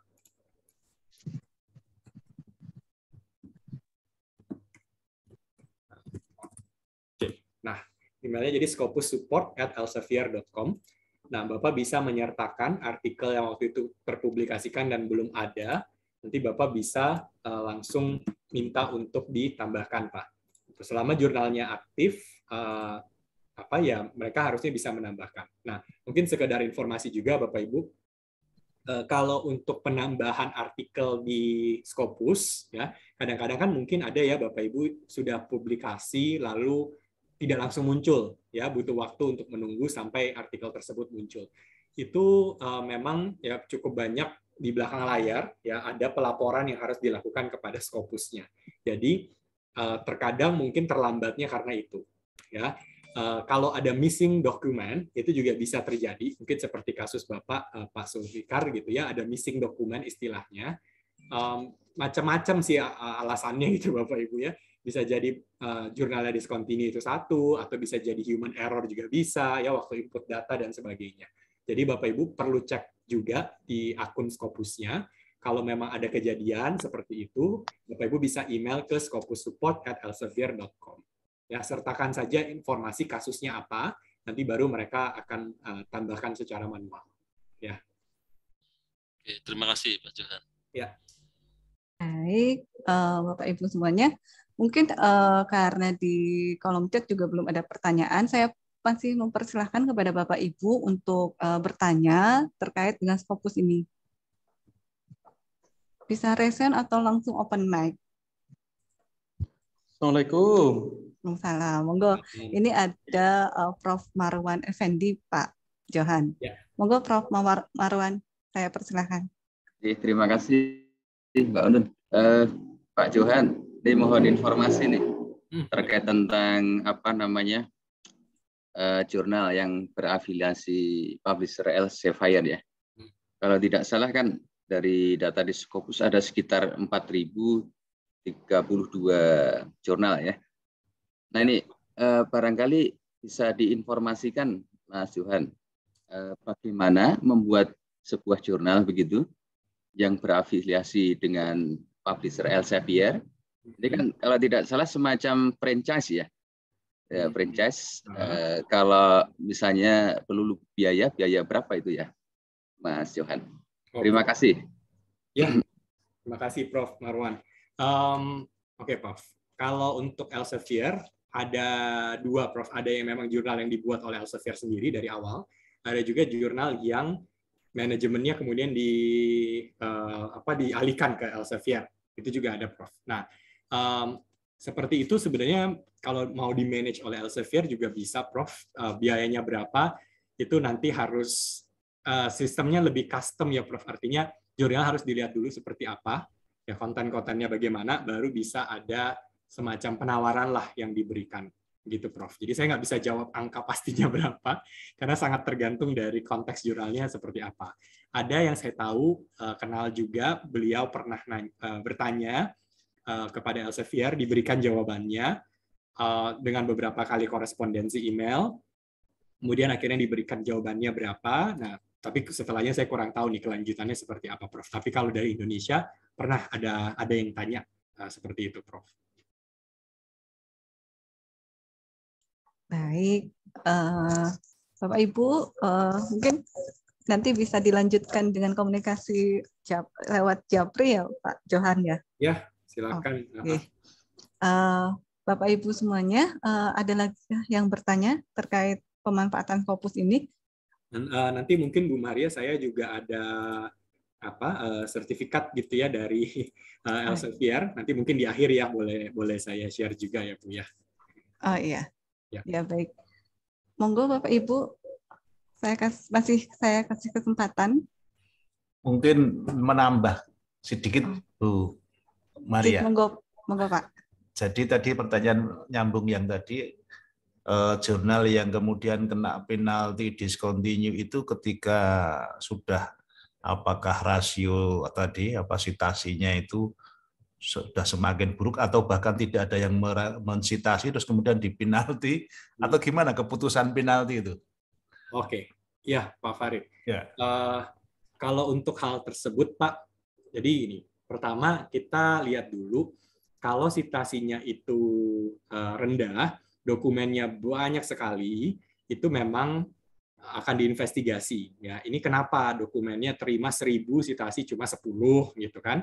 Nah, nanti akan dilihat apakah memang prakteknya jurnal ini tidak benar, semua dokumen diterima-terima saja, ya tidak ada peer review yang benar dijalankan. Kalau itu kejadiannya Pak, itu ya akan sangat mungkin didiscontinue. Nah, itu kalau kasus yang pertama.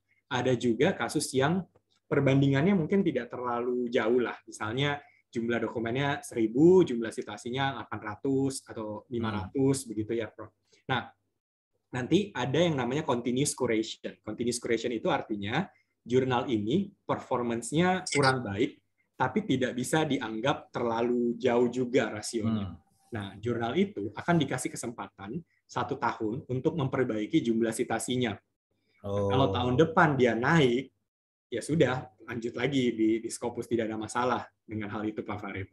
Nah, ada juga jurnal yang perbandingannya tidak terlalu masalah ya antara citasi dengan dokumennya. Tapi itu kalau dilihat detailnya, terjadi hal-hal aneh seperti misalnya citasi yang terjadi itu hanya segelintir orang. Ya mungkin Pak Farid kenal misalnya kartel citasi lah seperti itu ya. Iya. Itu kalau dilihat detailnya, secara number tidak masalah, tapi secara detail itu sangat bermasalah. Nah itu sudah pasti discontinue. Jadi memang kalau nanti kita bahas discontinue jurnal, Pak, wah itu seru Pak, banyak. Iya. Pak Farid. Oke. Baik, terima kasih Pak Johan dan Pak Farid. Bapak Ibu ada lagi yang ditanyakan mungkin? Oh ini ada di kolom chat dari Pak Edi Purwo. Mungkin bisa langsung open mic Pak Edi.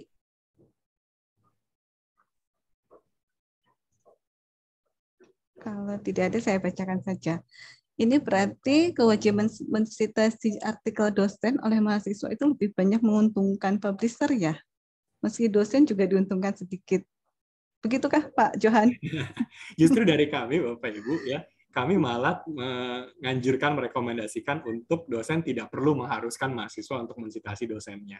Karena kalau dari Elsevier, dari pandangan Elsevier, sitasi itu akan terjadi secara organik lah. Artinya kalau kita publikasi di jurnal yang bagus, dan Bapak Ibu kan tadi sudah punya aksesnya semua gitu ya, dia akan tersitasi dengan sendirinya lah seperti itu.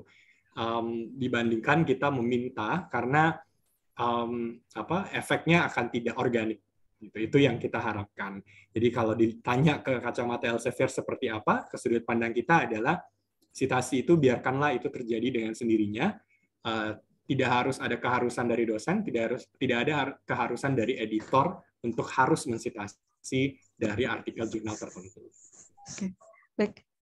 Sebelum saya lempar kembali ke para peserta, mungkin saya ada satu pertanyaan, Pak Johan. Tadi salah satu menganalisis jurnal Predator ya. Apakah itu kan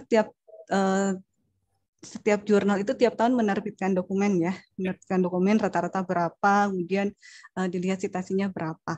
Apakah dari rata-rata tersebut itu bisa dilihat, misalkan jurnal A itu tahun ini 100 dokumen, tahun depan misalnya 101, tahun depan lagi tiba-tiba 1000, atau misalnya jadi 500 gitu ya.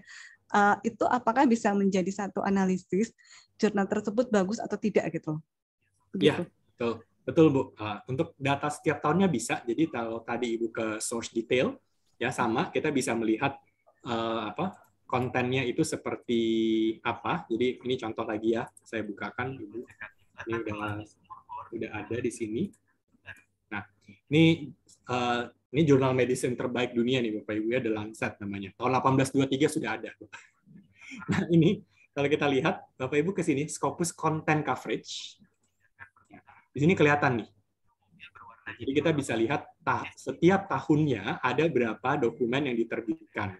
Nah, kalau kita lihat jurnal ini, ya kurang lebih sekitar 1.500 sampai 1.800-an lah. Gitu. Jadi normalnya tuh segini Bapak Ibu. Kalau tiba-tiba dia ada satu tahun yang 2.500, wah itu harus dicek tuh kenapa. Lalu kita juga bisa lihat ini. Nah, citation overview-nya. Ini akan melihat, jadi tahun 2021 itu sebentar, lagi loading. Banyak nih soalnya Bapak Ibu. Nah, jadi kalau kita klik citation overview-nya, nanti kelihatan tahun 2021 ini disitasi sebanyak berapa nih Bapak? 10.869. Ya. Nah, ini kita bisa exclude juga untuk self-citation atau citation from books. Jadi kalau saya matikan ini, self-citation, saya update, ya, overview to large, oke, ini kalau terlalu banyak memang harus di-request ya, nanti dikirimkan emailnya. Ya, jadi ini membuat kita jadi tahu, nah ini semua dokumen-dokumen yang ada seperti apa, dan jumlah citasinya seperti apa. Ya, jadi bisa kita cek setiap tahun dari segi dokumen dan juga dari segi citasi. Perbandingannya akan kelihatan. Kalau mau gampangnya, Bapak Ibu lihat yang side score, lihat saja ini. Ini 4 tahun ke belakang. Ini kalau gampangnya ya. Semoga menjawab ya, Bu Maria. Iya, terima kasih. Bapak Ibu, ada lagi yang ditanyakan mungkin? Atau sudah cukup? Nanti kalau ada lagi pertanyaan terkait pemanfaatan Scopus, mungkin ini ada ternyata dari mahasiswa ini Pak Johan. Dari siapa ya namanya? Mungkin yang ini bisa open mic, Pak?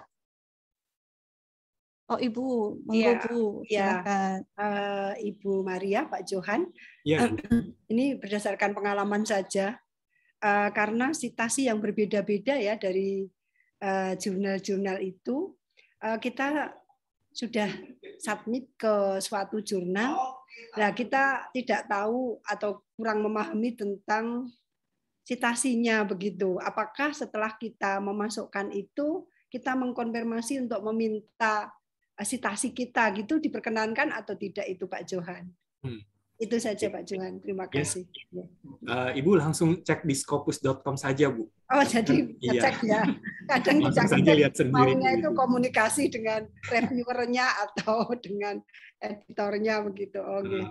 Ya, karena saya nggak bisa jamin jurnalnya mau kasih atau tidak, karena itu kan tergantung kebijakan masing-masing jurnal ya Bu ya. Tapi kalau mau lihat datanya, Ibu tinggal langsung ke scopus.com. Oke.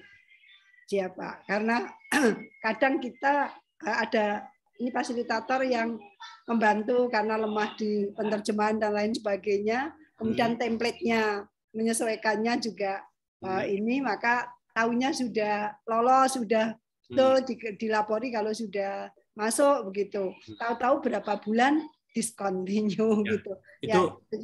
Itu memang salah satu praktek yang berbahaya Ibu, karena kalau jurnalnya ketahuan ada permainan di belakang begitu ya dengan pihak-pihak tertentu, kita sebutnya middleman-nya lah gitu ya, middleman yang tidak etis, dan jurnal itu bekerja sama dengan middleman seperti ini, itu saya berani jamin 120% jurnalnya pasti discontinue langsung, sebagus apapun jumlah citasinya. Itu juga salah satu yang menjadi kriteria predatory publishing itu seperti itu. Misalnya dokumennya 1.000, citasinya 2.000 kan bagus ya gitu. Tapi kalau ketahuan itu ternyata ada praktek-praktek yang tidak baik, ya mohon maaf, tetap saja sebagus apapun performanya pasti discontinue.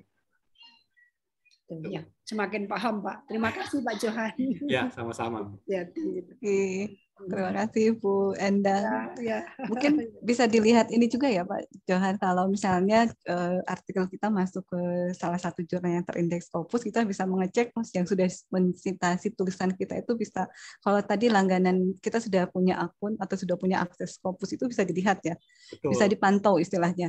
Betul. Berapa nih yang sudah mensitasi artikel saya gitu ya. Ya, betul. Dan banyak detail-detail. Jadi kalau Bapak Ibu diarahkan publikasi di jurnal ABC misalnya, nah, Bapak Ibu cek dulu jurnal ABC di scopus.com seperti apa. Oh iya, berarti misalnya kalau saya punya tulisan nih, saya mau memasukkan ke salah satu jurnal, saya ngecek dulu jurnalnya itu mempunyai reputasi yang bagus atau tidak gitu kan ya, bisa dilihat ya. Betul sekali. Oke, Bapak Ibu masih punya waktu 15 menit menuju ke jam 3. Mungkin masih ada lagi yang ditanyakan? Mudah-mudahan sudah paham semua nih sepertinya. Sudah menjelang sore. Baik, kalau misalnya tidak ada lagi yang ditanyakan, saya ucapkan banyak terima kasih kepada Bapak Johanjang yang sudah memberikan materi dan pencerahan kepada kita semua terkait dengan pemanfaatan Scopus ini dan bagaimana kita mengeksplor pemanfaatan Scopus untuk kepentingan kita, Civitas Akademika. Mungkin setahu saya memang hasil dari analisis riset itu nanti bisa jadi juga salah satu riset ya mungkin ya Pak Johan ya. Itu misalnya jurnal A membahas riset-riset apa saja, subjek-subjek apa saja selama 5 tahun terakhir itu, berarti bisa jadi salah satu artikel juga ya. Gitu. Betul bisa Bu. Iya, mungkin boleh saya share untuk sertifikat dari Elsevier sebelum kita boleh silakan saya. Bentar Bapak Ibu ya. Jadi terima kasih ya Bapak Ibu sudah mengikuti sampai sore hari ini. Nah, untuk dari kami sebentar. Semangat. Nah, jadi Bapak Ibu kami juga menyediakan sertifikat ke Bapak Ibu yang sudah mengikuti. Jadi untuk sertifikatnya Bapak Ibu bisa menuju ke halaman ini bit.ly/ELSCM15 ya, atau bisa juga scan QR code-nya. Nah, nanti Bapak Ibu akan diminta mengisi 5 pertanyaan pilihan ganda. Ya, setelah itu nanti Bapak Ibu perlu memasukkan workshop code ya, kode workshop. Kode workshop-nya itu ERMAXB. Nah, kalau sudah nanti Bapak Ibu bisa langsung download, unduh sertifikatnya sendiri. Kadang mungkin Bapak Ibu akan mendapatkan informasi untuk sign in ke Elsevier ID. Nah, untuk itu nanti Bapak Ibu bisa menggunakan akun Scopus ya yang Bapak Ibu sudah punya, ya, atau kalau Bapak Ibu punya akun Science Direct juga boleh, ya sama saja. Nah, nanti Bapak Ibu perlu sign in dulu untuk bisa download sertifikatnya. Ya, jadi cukup ke link ini. Jawab 5 pertanyaan pilihan ganda, setelahnya langsung masukkan kode ini. Saya ketik di bagian chatting juga ya, jadi Bapak Ibu bisa copy ke browsernya juga. Pastikan huruf besar semua ya Bapak Ibu ya. Huruf besar semua. Oke. Lalu kodenya juga pastikan menggunakan huruf besar semua. Oke. Ya, jadi silakan Bapak Ibu bisa juga dicek di bagian chatting ya. Oke, terima kasih Bu Maria, terima kasih juga Bapak Ibu semuanya. Baik, mungkin saya kasih kesempatan kembali Pak Johan statement terakhir mungkin untuk sebelum saya kembalikan ke MC. Monggo. Ya, oke, baik. Ya, statement terakhir ya Bapak Ibu ya, karena sudah dilanggan ya oleh perpustakaan. Ya, pastinya dari dukungan universitas juga. Ini satu tools ya, satu alat yang sangat-sangat bermanfaat pastinya untuk berbagai pihak ya, Bapak Ibu yang sedang aktif meneliti ya, banyak fitur yang bisa dimanfaatkan. Bapak Ibu sebagai pemangku kepentingan juga ya, misalnya Bapak Ibu dekan ya, Bapak Ibu kaprodi dan sebagainya, ya silakan juga pakai Scopus ini untuk kebutuhannya Bapak Ibu semuanya. Sekali lagi datanya sudah banyak, fiturnya sudah banyak.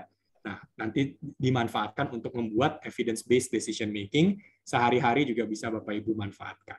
Ya, jadi manfaatkan semaksimal mungkin. Nanti saya komunikasi lebih lanjut dengan rekan-rekan di perpustakaan terkait penggunaannya seperti apa. Dan tentunya ya ini bukan event terakhir. Semoga segera saya bisa mengunjungi ke Surakarta, ya. Jadi bisa mengadakan kegiatan juga ya dengan Bapak Ibu semuanya. Kalau bisa on-site ya akan sangat-sangat baik juga. Ya, seperti itu mungkin dari saya. Sekali lagi terima kasih. Ya, selamat sore, sehat selalu untuk Bapak Ibu. Baik, terima kasih banyak Pak Johan Jang. Baik Bapak Ibu, saya akhiri sesi pemaparan dari narasumber pada siang hari ini. Terima kasih banyak atas atensi dan perhatiannya. Saya kembalikan kepada MC. Monggo Mbak Ana. Terima kasih Mbak Unun. Terima kasih kepada Bapak Johan Jang yang sudah menyampaikan materinya yang begitu luar biasa dan sangat jelas sekali Bapak. Terima kasih. Dan juga kepada Ibu Maria Husnunisa sebagai moderator di acara sore hari ini. Nah, mudah-mudahan dari apa yang dipaparkan itu nanti bisa langsung kita praktekkan sehingga nanti bisa meningkatkan publikasi bagi Sivitas Akademika Universitas Muhammadiyah Surakarta. Harapannya seperti itu.